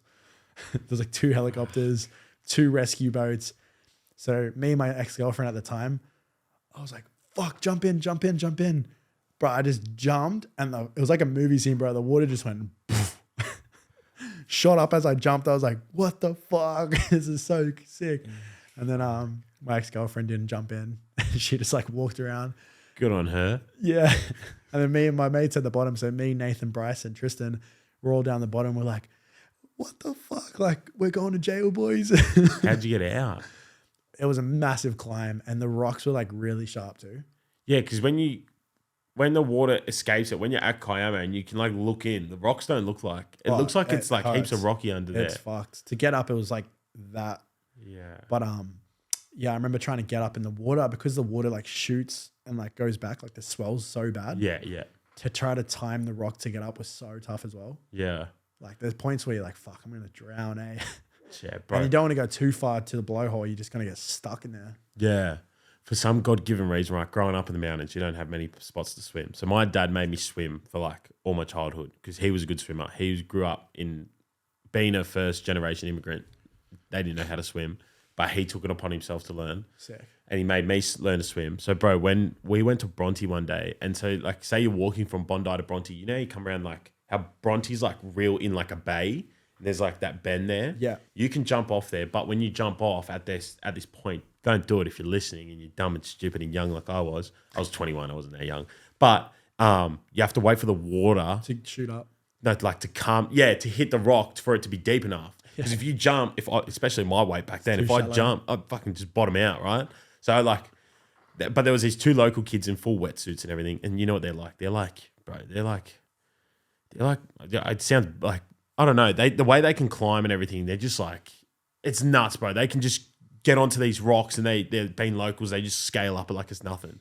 So I'm thinking like, I can most probably climb out, and there's this rock there, and you got to jump out, and then I'll jump when the water, a perfect jump, and then I'm like going back towards a rock, and it's just all like oysters and shit, or not like oysters, you know what I'm saying? Like all those like shells that stick to the rock. I'm going like fuck. So I had to swim all the way back into Bronte Beach. Fine, I'm a good swimmer, but it was hard. I thought I could drown at some point. My mate Tom jumps in, and then he's thinking like, oh, like like Fowkes is a pretty big boy, so like he's goner. He's got to go out and come back in.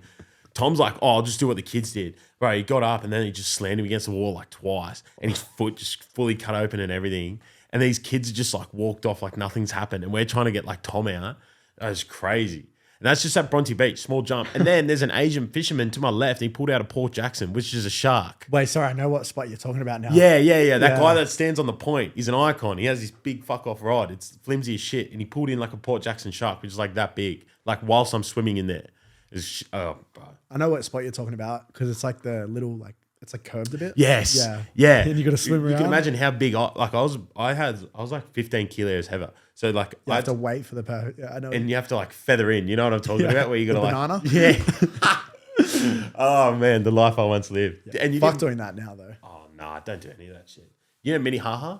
Yeah. I love that spot. Yeah, it's Katoomba, right? So it's That's like, how I got the YKTR job yeah, that's a crazy shot you have there, bro.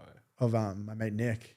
Like I jumped next to him with the GoPro. Yeah, isn't that the one where your face is facing it as well? I did. And you've got YKTR on? Yeah, I did like the backflip. Yeah. Yeah, that's a nuts jump to do. For those listening, Katoomba's the top of the Blue Mountains and Minnehaha's in the bottom of the valley, but it's like a massive waterfall in.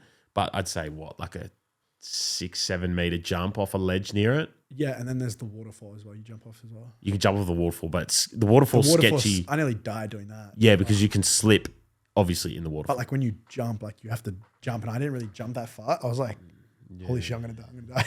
Yeah, it's fun. You know who did that? There was a guy back in the day, and he used to jump off. Do you know who I'm talking about? That guy on YouTube, bro. And he used to upload with like weird. Chase Ford.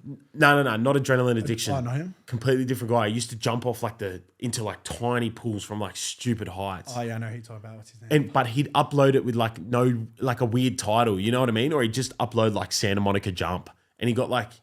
I was watching. Yeah, there was that guy, and he accidentally did that once. He bottomed out, broke his tailbone. But yeah, it's crazy, eh? Life you once lived. Oh, it's that and you adrenaline, too. man. You chase that feeling. I never did what you did. I just kind of did like safer spots. Bronte Yeah. was Bronte's is like pretty. that was my one encounter where I was like, but I was a good swimmer. But that was my one encounter where I was like, oh fuck, like you're actually in trouble. You know what I mean? The Like swell there's fucked. yeah, and Like you got to pick a good day. yeah. I'm trying to think of other rock jumps I used to do. Jelly bean when I was 15, bro. So you have the RAF base in Glenbrook, right? So there's guys that live there, like army blokes. There was these two guys like in their 20s. They're jacked as shit. So they're like me, Tom, Harry Youngman, and Jimmy Jam. I think. Shout out to you. We're sitting on top of the rock and we're just jumping off normally, like doing like catching the footy and stuff. Nothing crazy. These guys are doing front flips and back flips and shit. And Harry Youngman is like real skinny at the time, and they're like talking to him, and Harry's like intrigued, and they're like, bro, you can do it. Like, we'll teach you. You just got to tuck your head and go over. And so they're running Harry through like the whole thing, right? These two guys, like 20, 23 or whatever. We're 15. Bro, I'm not saying a word. I'm just standing at the top of the rock, just like looking around. And there's like turtles around. So I was looking for them. And then I was just like, kind of got to the top of the rock and I was listening to them enough. And I was like, fuck, I'll just do a front flip, whatever. It'll be cool. So I jumped, I flipped. I didn't rotate. I landed on my back from the top of Jelly Bean. And I have water ripples into my back like for 2 days. It was the worst thing I've ever done in my life. I thought That's I died when I hit the fucked. water. I still remember it. Was that your first time you cliff jumped? I saw really a cliff, bro. Jelly Bean's like 2 or 3 meters. Yeah, but being 15 and just like not really exposed to that environment. The first ever gainer I did was Warriewood Blowhole. Pretty sure it's like a 20-meter jump. I'm just realizing all your new followers would have no idea, but there'd be a few blokes listening right now. They'd Bro, all be my so followers- G'd up to yeah. live like that. Bro, what do you reckon? Like, Because most of my followers are from like Europe, America, London and Yeah. shit. That's not really like the crazy scene. what do you reckon? Like blokes from Sydney, I'd say like 2016 to 2019, 2020 was like the peak for all this. Yeah, Warriewood Blowhole. I know what you talk about. Yeah, peaked. Yeah, definitely those years. And what happened at Warriewood? I got a video of it. Like it was my first ever attempt over a gainer. Yeah. But I full centered it. I just went, landed on my rib, nearly broke my rib. Did you go sideways? Yeah, I landed sideways. Yeah, it's weird how that happens, eh? Oh, it's because I bailed. Yeah, right. But got back up. Like you swim through this little cave, got back up, then I like landed the next one. Yeah, mad. So yeah. That's most probably why you got good at them, because you confronted it there on the spot. Well, I was like sort of used to the pain too, so I was like, fuck it. I can get hit in footy. I can get hit by water. Like, fuck it. Did you do Guatemala? Yeah, that one was fun. Yeah. Do doubles off that and shit. How big's that? I never went there. What a molar. I think like 8 meters, 10 meters. Yeah. What's the biggest you did? 80 foot. My mate did 100 foot. My mate Bryce did How the fuck did he not die? bro, did a backflip. So majestic, eh? Like he literally just went like Oh, Assassin Creed type shit. One big backflip. Bro, Assassin Creed. Like to time that, Yeah. insane. That's living, eh? Like that's just like that full. Bro, he like full. Where is that at? Wedding Cake Rock? No, fuck. Unfortunately, a lot of people have died there. I forgot what it's called though. Do you know what I'm talking about? Wedding Cake Rock? I know like Wedding Cake Rock. Smooth It's Mermaid Pool, I think it's called. Is that Mermaid? in Liverpool. It's like that massive pool. There was like a rope swing. There was like 3 different jumps. Yeah, right. And you Yeah. jumped off there. Fucking hell. And where was your big jump at? Kiama was my biggest.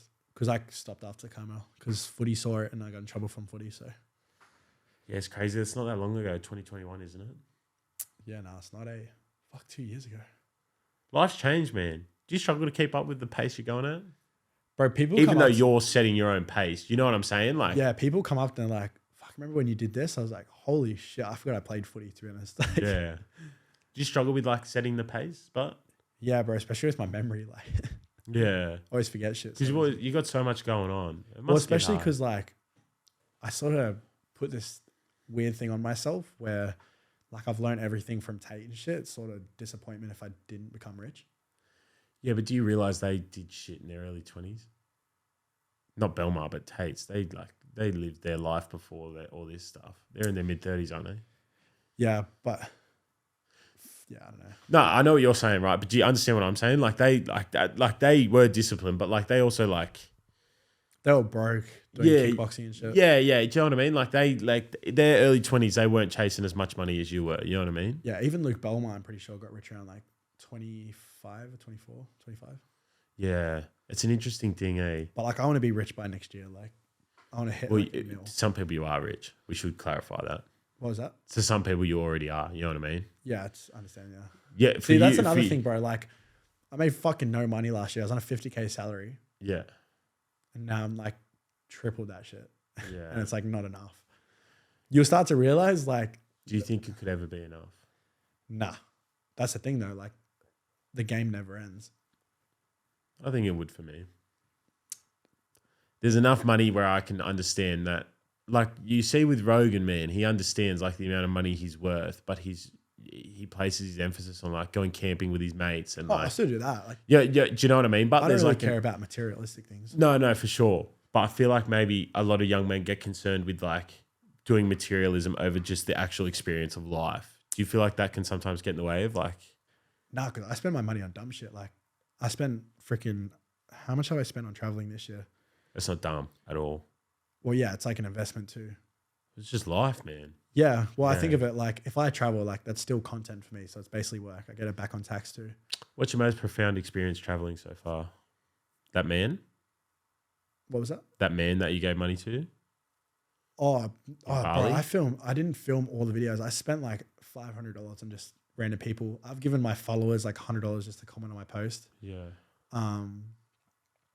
Fuck, what was my best? I think no.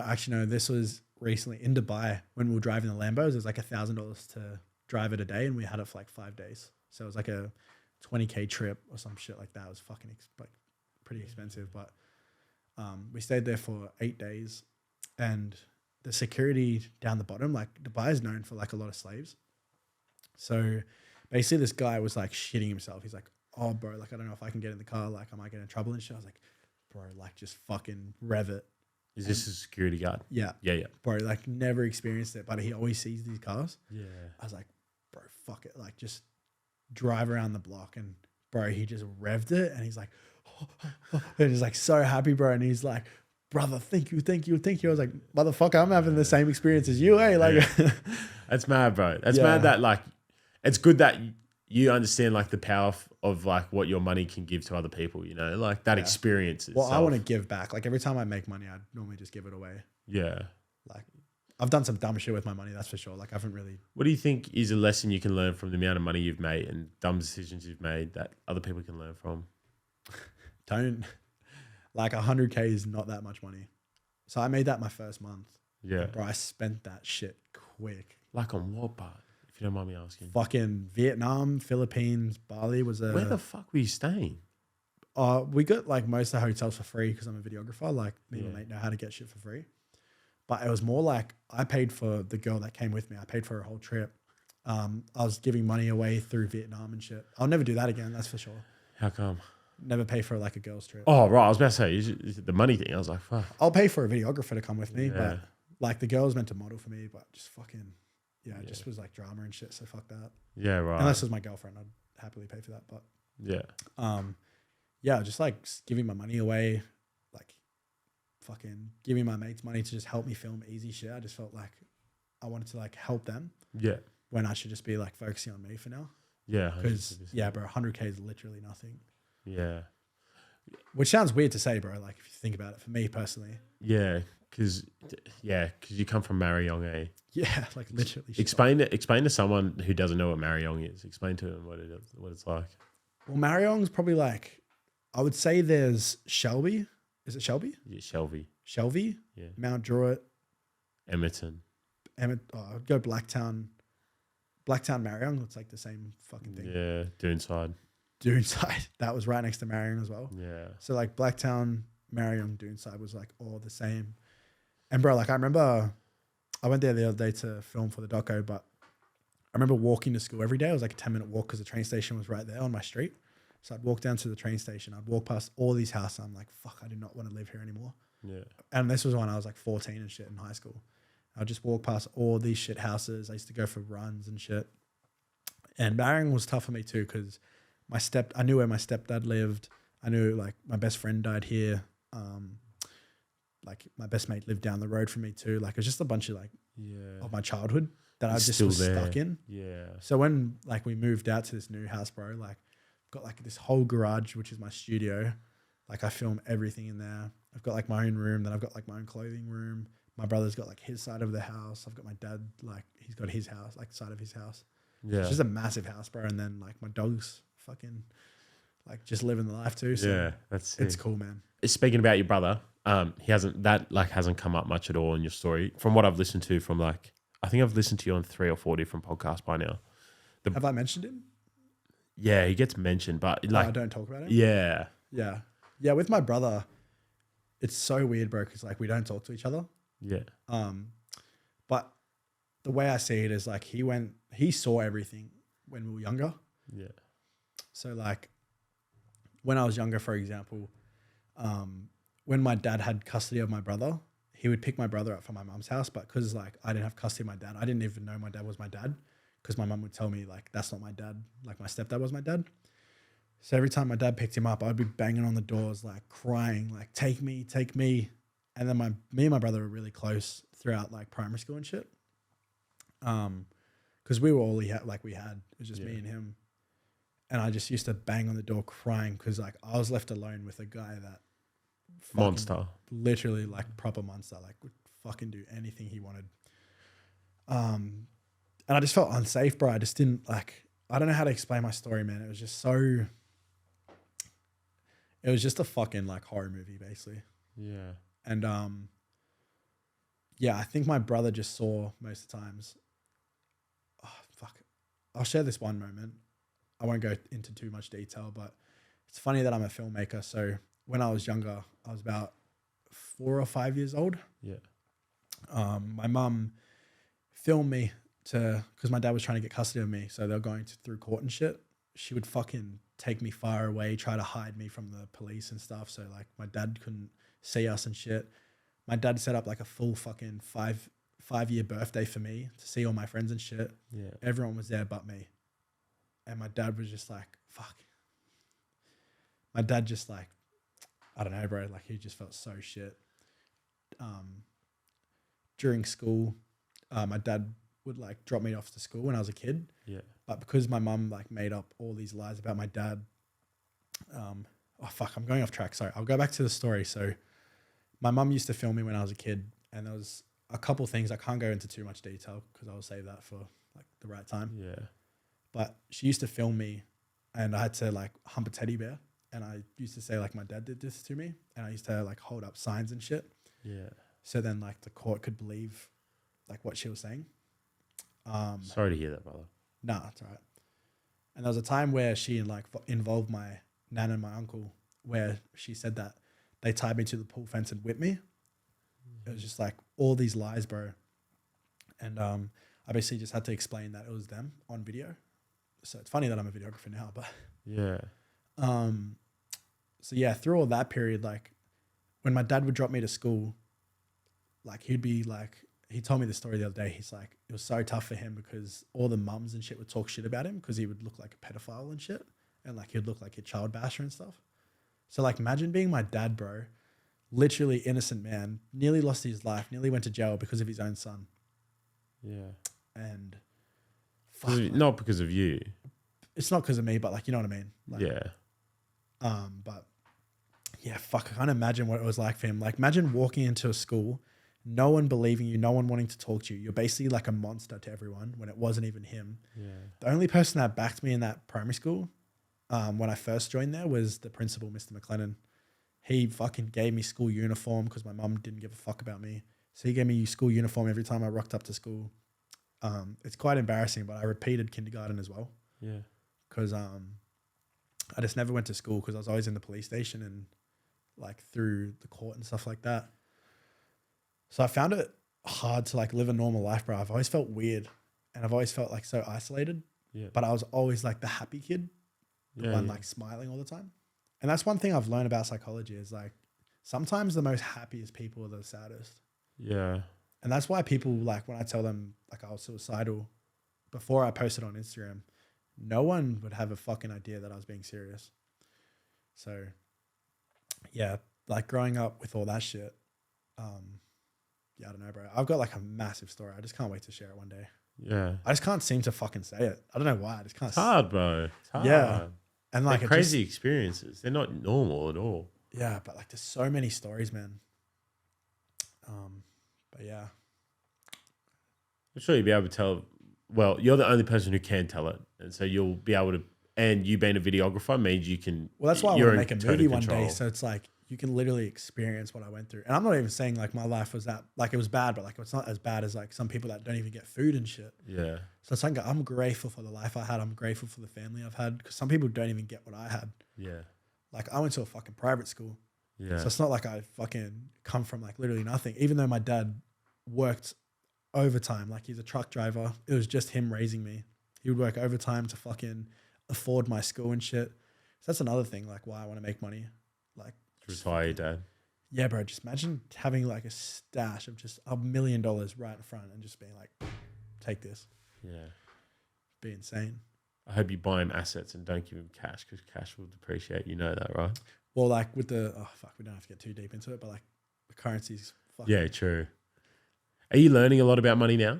I study it all the time. Good stuff, man. I started to learn a lot over the past few years.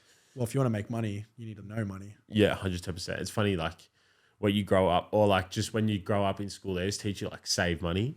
You learn about like assets and just how you make money flow and like how like the rich don't, like they don't have that money. It's not like just the way they make money move, essentially. So fascinating to me. I'm still learning so much. I'm very much a student of it. I'm not ready to embark on some of the adventures of the rich I've seen, but I think one day I might, you know what I mean? It's very interesting stuff. Yeah. See, I was just lucky, man. I got to experience that shit. Yeah, not lucky, bro. You earned that. Yeah. But what was I going to say? Like we said earlier, 4 years of dedication towards it. Yeah, exactly. Yeah. It's not luck. It's fucking, Yeah. it's like when people say crypto's lucky. It's not. Yeah. It's like you need to fucking actually study crypto. It's not Yeah. easy. But what was I going to say?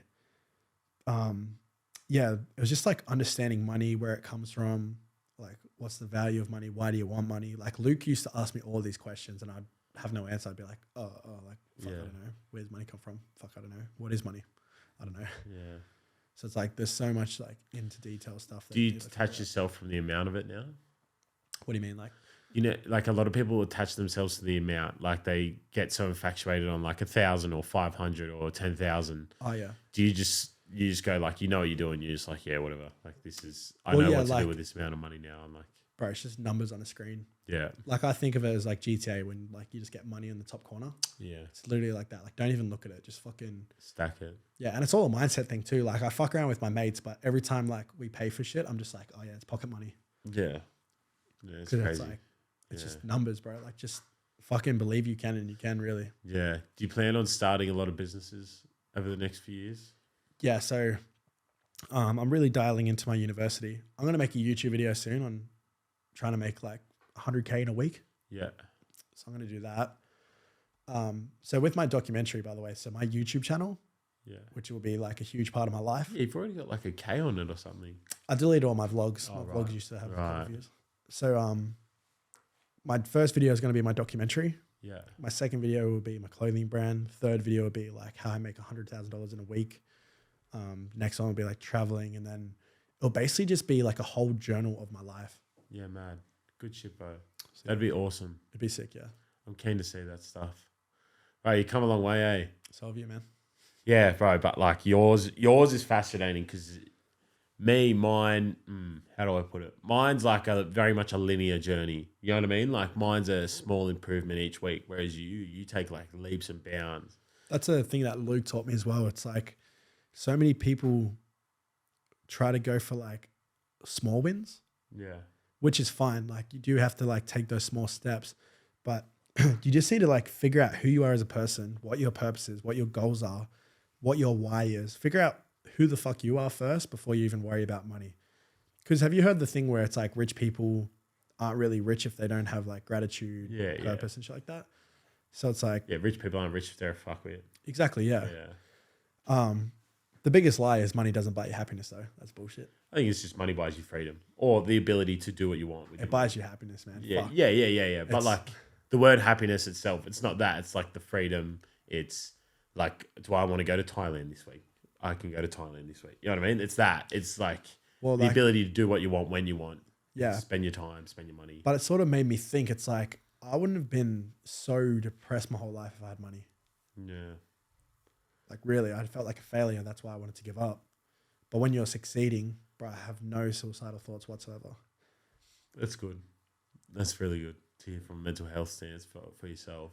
Yeah. So like the main thing I'm trying to teach with mental health is just find out who you are and just find your purpose really. How would you say people find that out? Just trial and error. What's your purpose? My purpose is just to like inspire as many people as I can. Yeah. Give back to my dad, make sure that he wakes up one day and I've just repaid everything that he lost. Yeah. Give back to my whole family. It's not, the weird thing is like my purpose isn't even about me. Like I don't want anything in life really. Like there's one life, we get one shot at it. I'm glad there's not another one. Like I'm happy with this one life. So I'm just going to make the most of it. Yeah. And my purpose is honestly just like die with a smile. Yeah. That's a good way. Yeah, that's a good way to do it. Because when I tried like killing myself, like I was doing it with like sadness. Yeah. So I want to die happy. Yeah, okay. So if I died now, I'd be like, sweet, whatever. It's a good way to operate just in general. Yeah. Just any day. If any day is your day, then you're happy to go that day. You know what I mean? It's a good way to live your life. Yeah, purpose and stuff. It's hard for people to figure out, man. It's not though. Like you just need to. Yeah, go yeah, out but there. it's hard to start, I suppose. Like it's a confronting thought for a lot of people. It is, yeah. They confront a lot of things they've put to the side. A lot of people don't sit down and really soak in like who they are or what they want to do. A lot of people don't start what they want to do, man. You'd have plenty of mates that were really fucking creative at something and they never started it. They just went straight into a job and shit like that. You know what I mean? Yeah. My mate, Sam Nolan, he's my best mate. Yeah. And he always talks about like creating like a prank YouTube channel. Yeah. Since we were fucking 10 years or 13 years old, or whatever it was. Yeah. Bro, every single day, I'd be like, bro, let's start a prank channel. Like, I want to do a prank channel, blah, blah, blah. Bro, he still hasn't done it to this day. And I tell him all the time, I'm like, bro, imagine you just fucking started. He's like, oh, I don't know how to edit. Learn how to edit. Yeah, editing. Your fucking best mate's a filmmaker. Yeah. Fucking ask me, bro. Yeah. And he's like, oh man, like work. I'm like, fuck man. A lot of people don't want to put their head on the chopping block. It's fear of failure, bro. Yeah. It's literally a ticophobia. Yeah. So your brand is exclusive. Would you say your brand is best suited to people that are in the same boat as you? They're just people that want to succeed. Yeah. Like, I don't want people that don't want to Do succeed. you feel like a lot of people? I feel like this. I used to put off that I was a real hustler when I wasn't. Now I actually hustle really hard. I work my ass off. Like I don't sleep much at all. And Good. Yeah, good and not good, bro. It affects my health. You've got the same thing I've got with my eyes. Yeah, well, I have like 5 hours sleep and shit. Yeah. I'd say 5, 6 hours I get. Some nights I get nice 7 or 8. Yeah, I know what you mean. Yeah, I get that too. Yeah, every once in a while. But no, like I genuinely work a lot harder than I used to. Like I don't have like Xbox or anything like that. Good. And I have managed to start like exercising with mates so I combine the two. You know what I mean? Like and maximize that time and whatnot. But like I used to put off that I was a hustler. And now that I actually am, I don't put it out. Do you know what I'm saying, bro? I get what you mean. Yeah. And like it goes the same with like luxury brands. Not to say like this is yours, right? But like a lot of people that wear Gucci and shit like that, there are people that can afford it, right? But there's so many people that are just trying to put off that they can when they can't. Well, that's why I want to make this. It's like when you put this on, like I want you to I want you to feel something. Like I want you to feel like inspiration. I want you to feel that you're not gonna fail. Yeah. You're gonna fucking succeed in whatever you do. Like you're that afraid to fail that you're gonna succeed. Yeah. Drop your phone again. That was my fucking water bottle. Yeah, that's a good way. That's a good way to operate the brand, bro. So like, yeah. And plus like the experience you get with like this, like I fucking spent so much money on my website. I've created like these boxes, like these fucking mad boxes that cost me a lot. I've probably spent, and I'm happy to share this. I've probably spent like $42,000 on my clothing brand. And it's my first ever drop. Yeah, I know. It's a lot of money. Release, man? Just waiting on the cargo pants and then it's like good to go. Are you getting stock in full before you go online? Yeah, I'm like, and it's all at my house too. Yeah, fuck. What are you releasing? Don't know. I don't have a due date yet. Just sort of waiting for the right day. I thought November 18 would be cool. What's that? It's my best mate, Jake's, the one that passed away. Sorry to hear. It's his birthday. So Yeah, right. That'd be nice. I thought, because the clothing drop's called Midnight, Yeah. because like obviously like midnight's like Yeah. how I went through like depression and shit. So I was Yeah. like, fuck, that'd be so cool. Like, and it'll give me more of a purpose to like make sure everyone gets like such a cool experience. Yeah. Because everything I do, bro, I want it to be the best. Yeah, personalized experience. Yeah, Yeah. And customer service. I've learned that with Helos, man. Get packages the next day out, like just little things like that. Yeah. Free stickers, or Makes a free difference. every once in a while. Just chuck in a free shirt for whatever given reason. Like I don't know. You got the mystery boxes coming soon, yeah? Yeah, they dropped. Fuck. Tonight, don't they? Yeah, they dropped tonight. Let's see how they went. Fuck it, live on the podcast, Yeah, man. let's see. Make sure you cop. Yeah, they did well. Yeah, fair few orders. I don't want to say how much. I don't like people pocket watching. You're fine with it, bro. Can I see? Couple milli? Fuck no, bro. No. So it's like, with my mystery boxes, I just wanted to clear out heaps of dead stock. So what I'm doing is, I'll keep this in. So a bronze mystery box is $50, $80 worth of stock, like retail value. $75 mystery box, $125, and then $100 is $200 minimum. I don't know how many orders there are for it to be that amount, but Probably like 12. well, it depends if people ordered that 101. It could be just be a certain, like that amount, right? Be- That we, yeah. yeah. Whereas like, No. I should just do that, eh? Because people watch the mouths, bro. Like I have mates that are like, when you beep out something, like I watch their mouth to try and figure it out, and I go, "Fuck, I No, didn't." that's why you even... just put like subscribe. Yeah.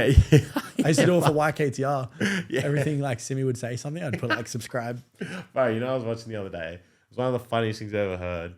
The one moment on YouTube that like makes me laugh. Have you listened to like their podcast lately? The Art of Nothing. I watched the. Bro, he's the funniest fucking person like I've ever listened to in podcast format. Like him and like Fairvon, genuinely like. So I clean here, right? And I like, bro, to get through cleaning, you got to just put on something that makes you smile, right? So I put him on, and bro. But I was watching like their YouTube when I was doing the ice research, and it got to that Vegas vlog because I wanted to talk to Ice about like Because you kind of operated like Oh, Nelk. wait, no, just quickly on that. I don't know why he talks so much shit about our old vlogs and stuff. Because I think that's not how he wanted to, like, because that was very Americanized. Yeah. Bro, he's the one that wanted to copy Barstool and shit. Yeah, right. It was like, No, but he said that to me, like when we were talking. He was like, I wanted to operate like Nelk and stuff, but that's not like how Australia operates. oh no, I wanted to do the Nelk stuff. Yeah, right. He was going for more like the Barstool and stuff. Yeah, right. But the way I did my vlogs, because like I had full creative control. Yeah. I copied Nelk, like not copied them, but I've got like a massive Yeah, inspiration. blueprint. I So it's suppose. like B-roll, Yeah. something funny, or like whatever the fuck's happening, B-roll, something. Did you find Simmy's speech in that van funny or not? Oh, bro, you can't really remember when you're actually doing it, eh? But I just remember, because like, you know when he does is like the full speech and then, he goes, said Caleb. Yeah, because like I was filming, and when you're filming, you know what it's like. You're fucking just like zoned in. So I didn't really notice till after. I was like, why is everyone laughing, eh? You know what it is, bro?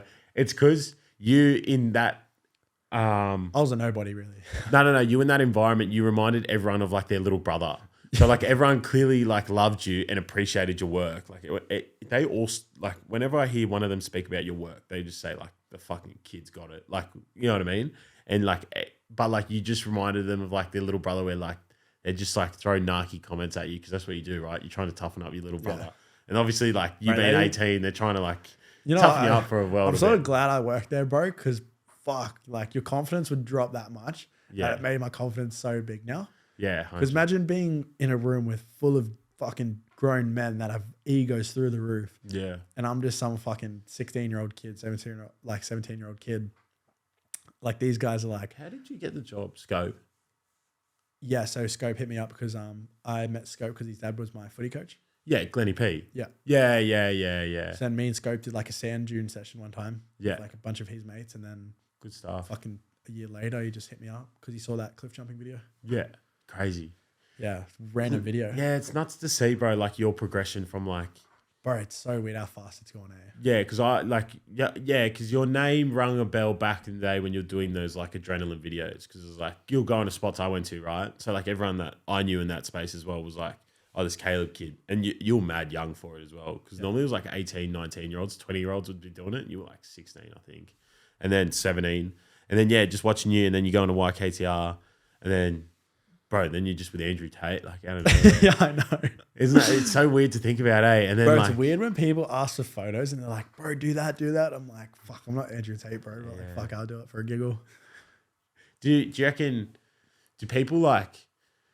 I know what you're going to say. In a conversation, when I like mention Andrew Tate, their faces instantly change, bro. It's like, for example... For better or worse? Worse. You can tell they want something How out come, of it. do you think? Because their perception on him? No. Like they just want something out of me.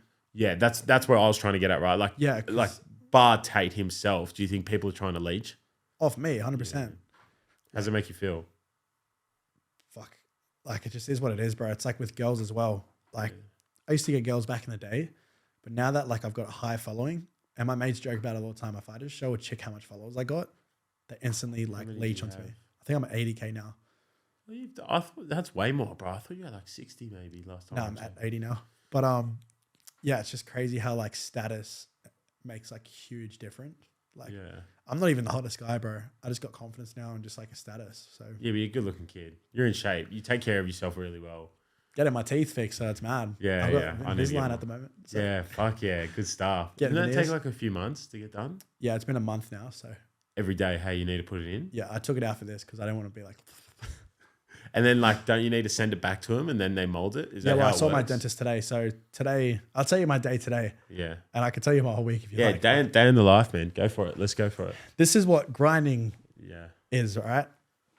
And I just want to see if you're working harder. It's not a competition, but I just want to see. Go. 5 a.m. I got to wake up, 30-minute drive to Muay Thai. You're beating me already. Go. I wake up at 6. So Muay Thai is an hour sesh, and we get proper pump too. Straight after Muay Thai, I have breakfast, and then straight into gym for 2 to 3 hours. What are you eating for breakfast? People want to know this stuff. Honestly, not a breakfast person, but recently I've been eating it because I'm like bulking. Yeah. So I'm just having like, egg whites and stuff? Or? I don't really have a diet. I'm just like eating eggs, steak and shit. Yeah. Just basic good food. Yeah. I eat shit all the time at the moment, which is fucked. Yeah, right. But I'll go into it. So after the gym, Today I went to the What'd dentist. you train at gym? Today I did legs. Yeah, man. So straight after kicks, it's not too Yeah, good. yeah. Fuck that. So after gym, I went to the dentist. Yeah. After the dentist, I filmed the boxing documentary, and then I'm here. And then after here, I'm going to edit my doco till about like 12 and then restart tomorrow, go Muay Thai. Got to travel out to Leichhardt to get some props for a photo shoot I'm doing on Sunday. Yeah. Then doing some cinematic videos for me and Mitch for the fear of failure mindset coaching. Then got to edit after that. Saturday, I'm watching my mate fight.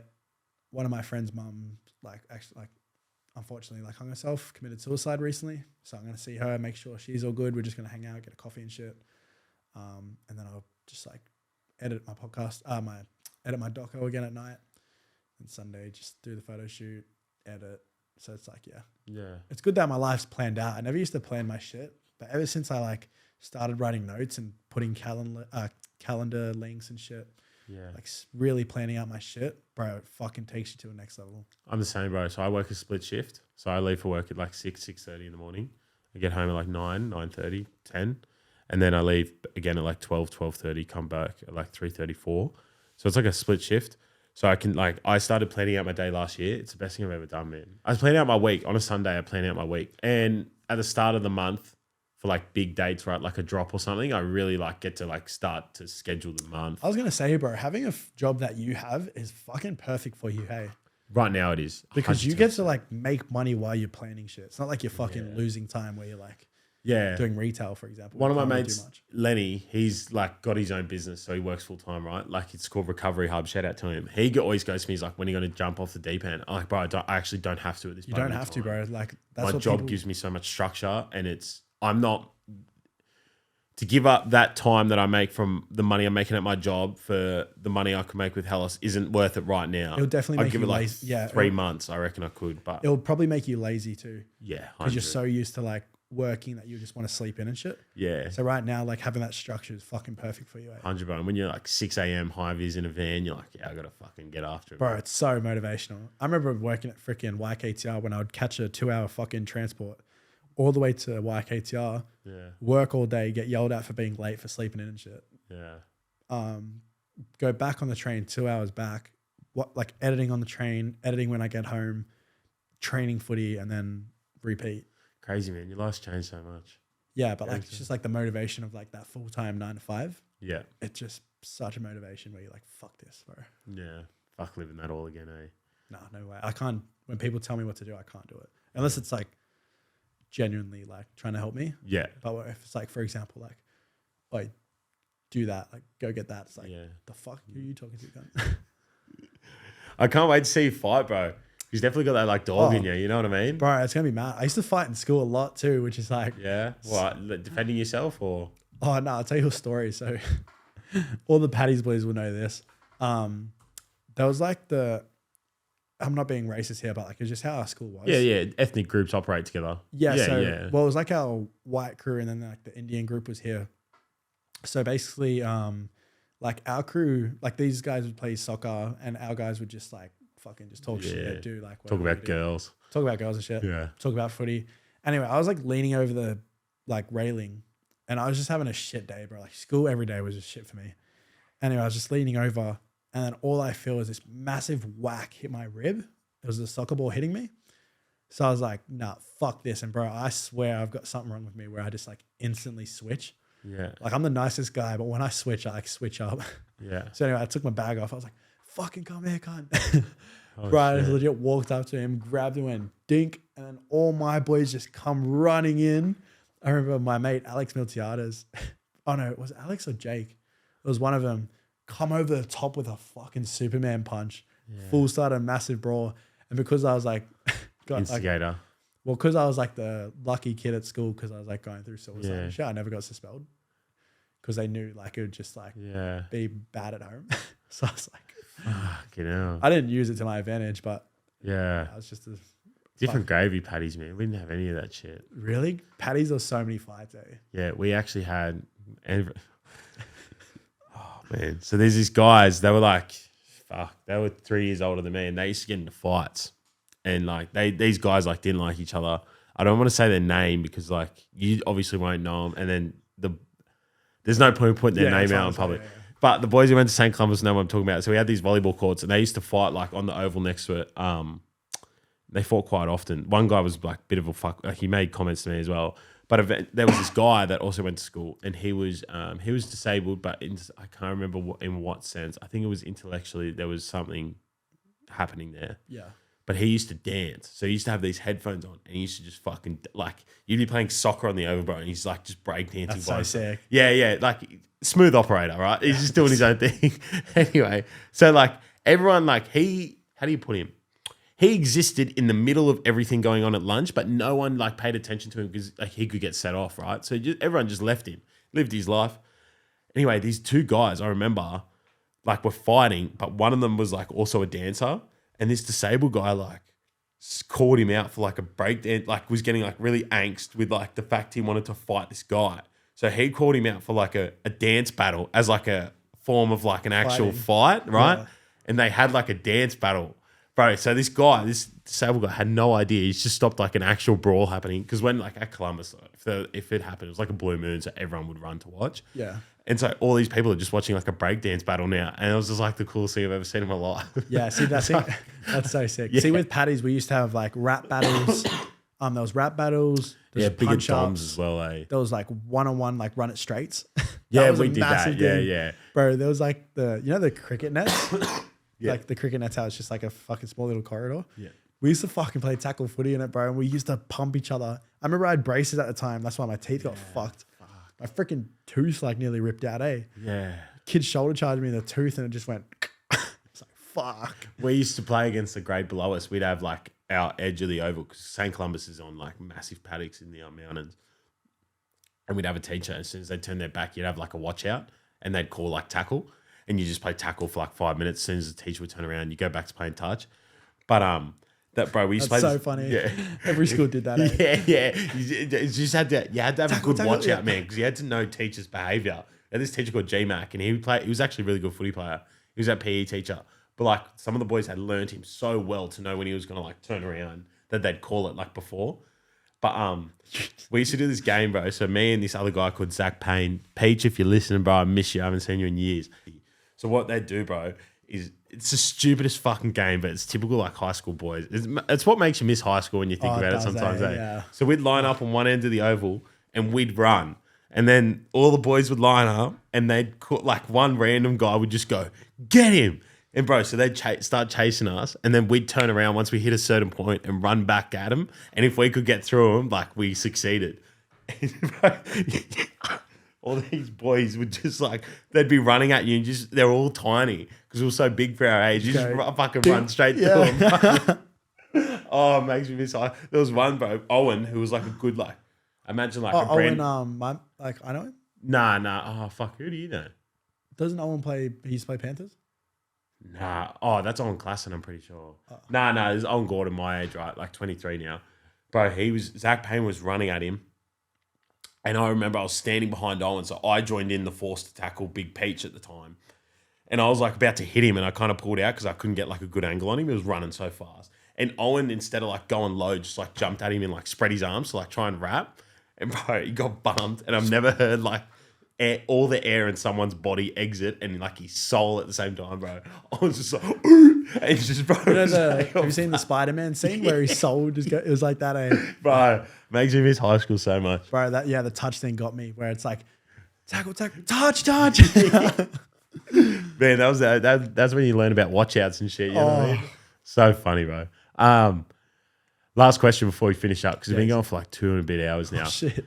Is there any projects you'd like to tap into, like unmoney related? Like, so Muay Thai is a good example. Is there anything else out there that you really want to like eventually achieve? Well, yeah, I think I'll definitely do fighting next year because not playing footy, it's like kind of boring. Miss that competitive edge? Yeah, just like training for something. I find training boring, just trying to be fit, but training towards something like doing Muay Thai, bro. And like the boys I've met, like they're fucking proper killers, bro, and they're just the nicest dudes.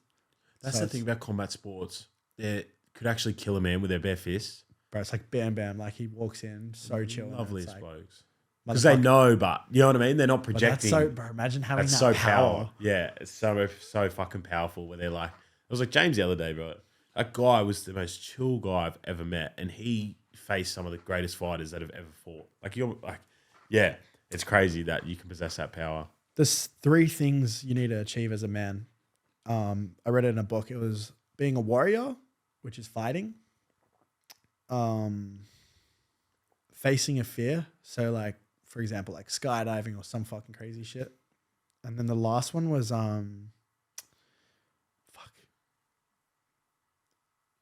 it was like forgot what it was like. It's like, what's a different word for seminar? You know how you're like talking out to people? Oh, public speaking. Not even public speaking. It's more like just like Teaching sort of education. Yeah. Educational space. Yeah, educating another man or something. Yeah, so I got the first 2. Like I got education and then the fear. What's your fear that you conquered? Cliff jumping, bro. That shit was fucked. Oh, you're scared of it? Yeah, bro. I hate heights. I'm still scared of heights. Right. I would have thought that was your thing because I was never really scared of heights. Oh, really? This sounds so stupid because it's so obvious. If it's a cement below me, I'm shit scared. I won't even go close to it or like a lookout. Water, I'll be like right over the edge. Like, no, not an issue. But like, yeah, because with water, I feel like it still hurts, bro. Fuck. Yeah, no shit, right? Like that's my thing. I don't know why I'm stupid, but I am. Like, you know what I mean? I don't know why I operate like that. But yeah, so your fear was cliff jumping. Is there any other fears you got? It's like I don't want to skydive, but I most probably will.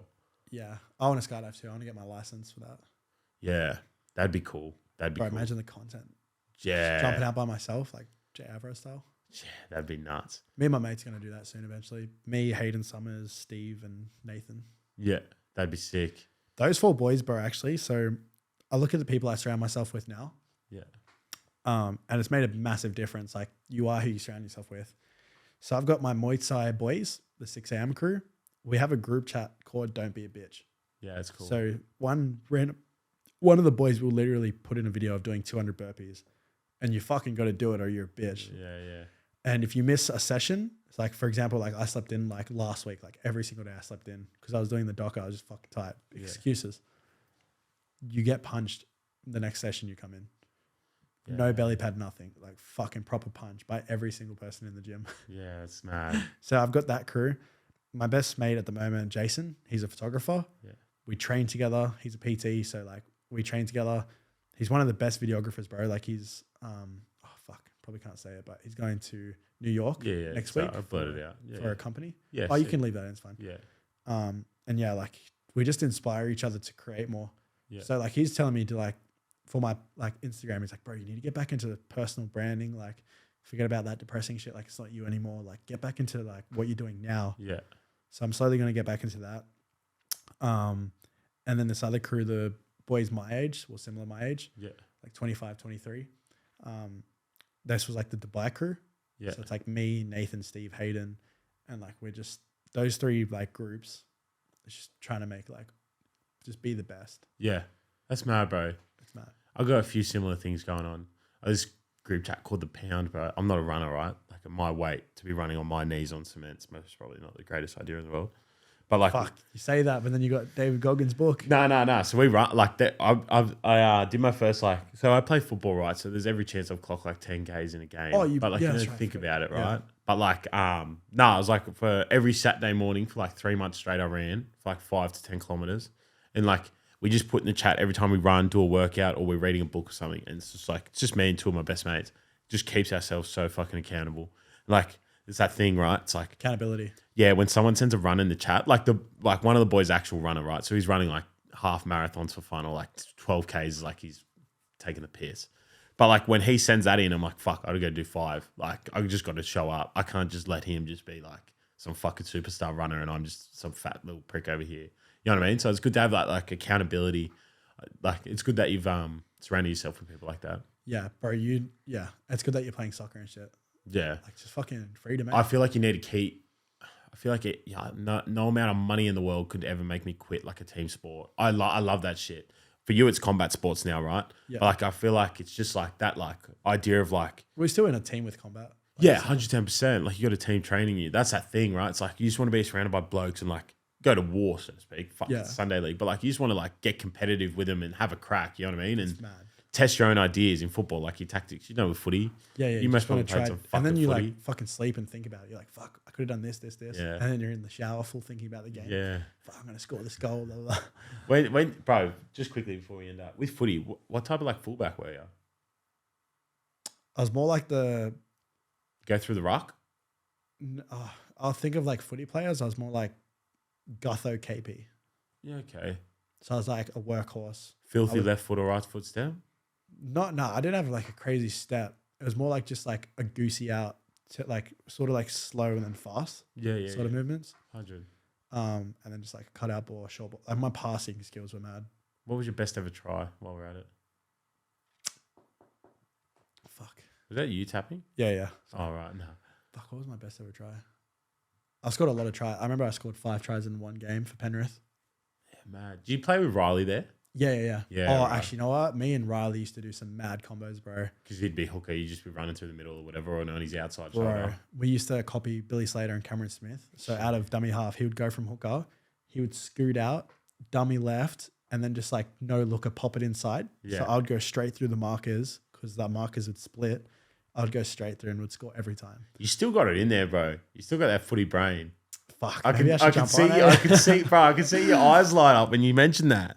You mentioned that as soon as, bro, when you mentioned Riley, you were like, your eyes lit up, and I could tell your soul was alive, bro. Don't get me back on that field. I I do miss footy sometimes. Yeah. Bro, my dad, bro, fuck. He's like, surely get back on the field. I'm like, come on, dad. Do you think? I can make it with the mindset I've got now. No, I think that'd be cool. That's why I tried to tell you at the start. Like, it'd be cool to see you give NRL a crack and Just for, document like, it. For 2 weeks, just play NRL and then just dip. You should honestly do a series, bro, where for a year you try and make the NRL, or 2 years. Maybe in the future, I could make it now. Do you think? Especially with the mindset, bro. Like my mindset back then, the fact that I was making it was such a shit mindset. Yeah. Like imagine trying to make it while you're fucking mentally not there. Bro, I think the brand you could build for yourself and the life you could live as like a footy player would be crazy. You'd be like the craziest. No, but like, I'd have the coolest story for sure. Yes, you'd have the craziest story an NRL player's ever had. It'd be like, it'd actually be huge. That's what I'm trying to tell you. Because I'm worldwide too. It's not like I'm just Australian. Yeah, and you say when you're like, I don't want to be told what to do or whatever. I understand that, but I think like, Yeah, I'll tell the coaches, hey, back up. yeah, no, but like I'll pay you to shut it down. the value of the story of like you quit footy and then and you met Andrew Tate, you did all this shit when you Had a fight and shit. And then you made UFC. yeah, and then you took up footy again at the age of like 21, 22, and you fucking made the NRL again. Yeah. See, like right now, like Bro, Chico did that in a sense. Like Yeah, he he honestly well, that he got video banned and then Yeah, the video that- I made him, yeah, that shit was so cool. the comeback. That one game, bro. Fuck it. That's all he like. Bro, if you play 1 hour NRL game, you're Just to 1%. prove you can. Yeah, like you're part of the 1%, right? If you play 1 hour, I think a lot of people forget that because we watch it every week. You forget these are like elite athletes, and there's so many men that actually tried to play at this level but never did. It is all bullshit though. It's fucking or who you know and shit. Oh, of course it is. That's most sports, but Yeah. that's where combat sports is a bit different. But even boxing's a bit like, how you going? People Yeah, I've it's spoken to in like- the boxing community. It's like Jordan Simi, for example. Like he's never fought, yeah, but he gets paid more than most boxers. it's in just Australia. it's just fucking. That's Well, it's just like Jake eyes, Paul bro. as well. It's just eyes. It's Yeah. just how it operates. Entertainment. It's whether people like it or not. It's just the value. You should definitely. Well, I want to do UFC, bro. Like, I genuinely want to like learn how to fight. I don't care if it takes me fucking 3 to 4, 5, 6, 10 years. Like, Well, UFC fighters peak later anyway. bro, like when they're 30 and shit. Yeah. They're Like a Volk lot- started what when he was 21. Yeah, Volk was a prop. How crazy is that? It's like the OG Ruben Cotter. You don't watch it anymore. Ruben Cotter's I like used to- tiny. Yeah, He he's was playing short. prop now. Like, yeah, if you're not watching it, he's a prop, right? It's like Volk was doing that like almost 10 years ago in Illawarra, which is good comp. You'd know that. Like, Illawarra, yeah, it's crazy. but yeah, have you seen those videos of Volk Of playing him, footy? yeah, bro. He's a little fucking tank, bro. Oh. Did you see his last fight where he did the footy tackle on Yar Rodriguez? Yeah. Bro, we were pumping watching into it. it. Yeah, we were watching it, and you could see as soon as he got low and he lifted, you're like, oh yeah, that's that footy coming out. That's that Illawarra That's dog, what you, man. like. That's what I mean, bro. Like you watch Bam Bam as well. Like you can see how he just goes in with that like footy mindset. Yeah, you can tell. Yeah, I know what you're saying when they're shaping up because you Bro. learn it, bro. Tackling them front on. I played AFL, and you learn. AFL was I used to play as well. Yeah, That is so Who'd you play underrated. Borco Mills. Oh yeah. I played 2 years up there when I was 13, so I was playing in the 15s. What year? Oh, fuck. Maybe I versed you. Maybe, bro. Because that sport is so underrated. Like, that's the roughest sport I've ever played. I reckon I've played rugby union. I've played rugby league. It's fucked. Played soccer.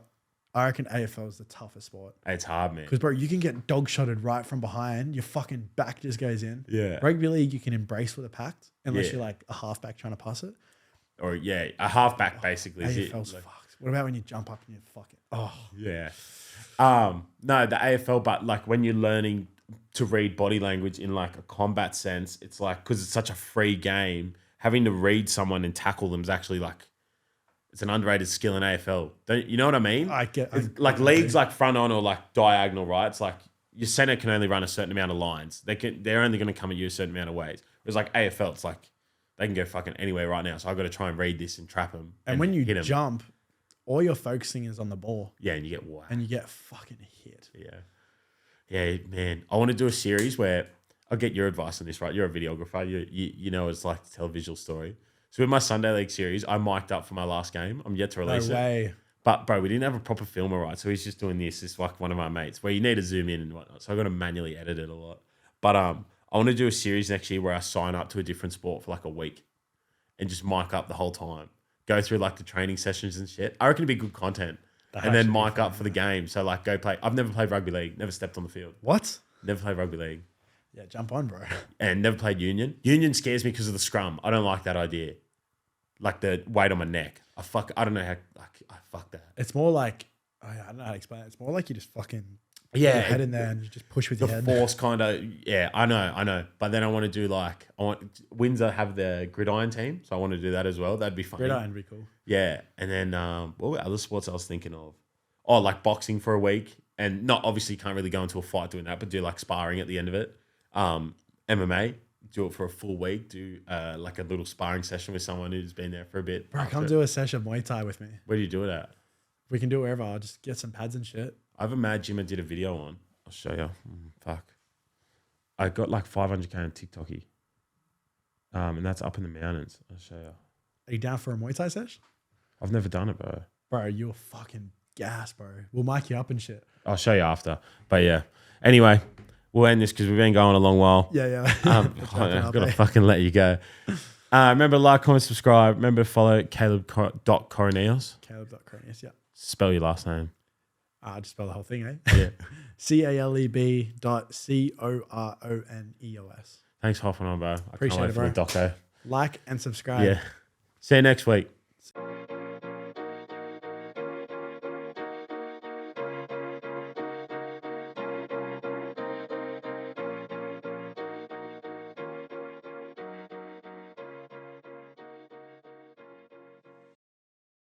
Okay. No way. What's Ruru been up to? Wait, you can answer it. Fuck, we keep this on the line. Hey, bro. How are you, bro? Not bad, bro. Congratulations on 7 years. Fucking O. Thanks, man. Thank you. Nah, bro. Well, that's why I called you the other day. I wanted to congratulate you on 7 years. Hey, Kundai, you're not speaking to me yet, bro. Fucking hell. Your voice sounded way higher. What a dog cunt. What a dog cunt. All right. Who are you speaking to, you reckon? It's Cameron, isn't it? It's Cameron. Nah, it's not Close, flat. close. It's not flat. Tracy, not Tracy. Nah, No. bro. Congrats. It's been corner. It's been It's not corny. Mate, He's in the congrats, room, but congrats on the Bulldogs job, bro. That's Caleb. How are you, my guy? Bro, how are you, bro? Good, bro. Good. That's a random link up, bro. What are you guys doing? We're on the pod. You're on the pod right now.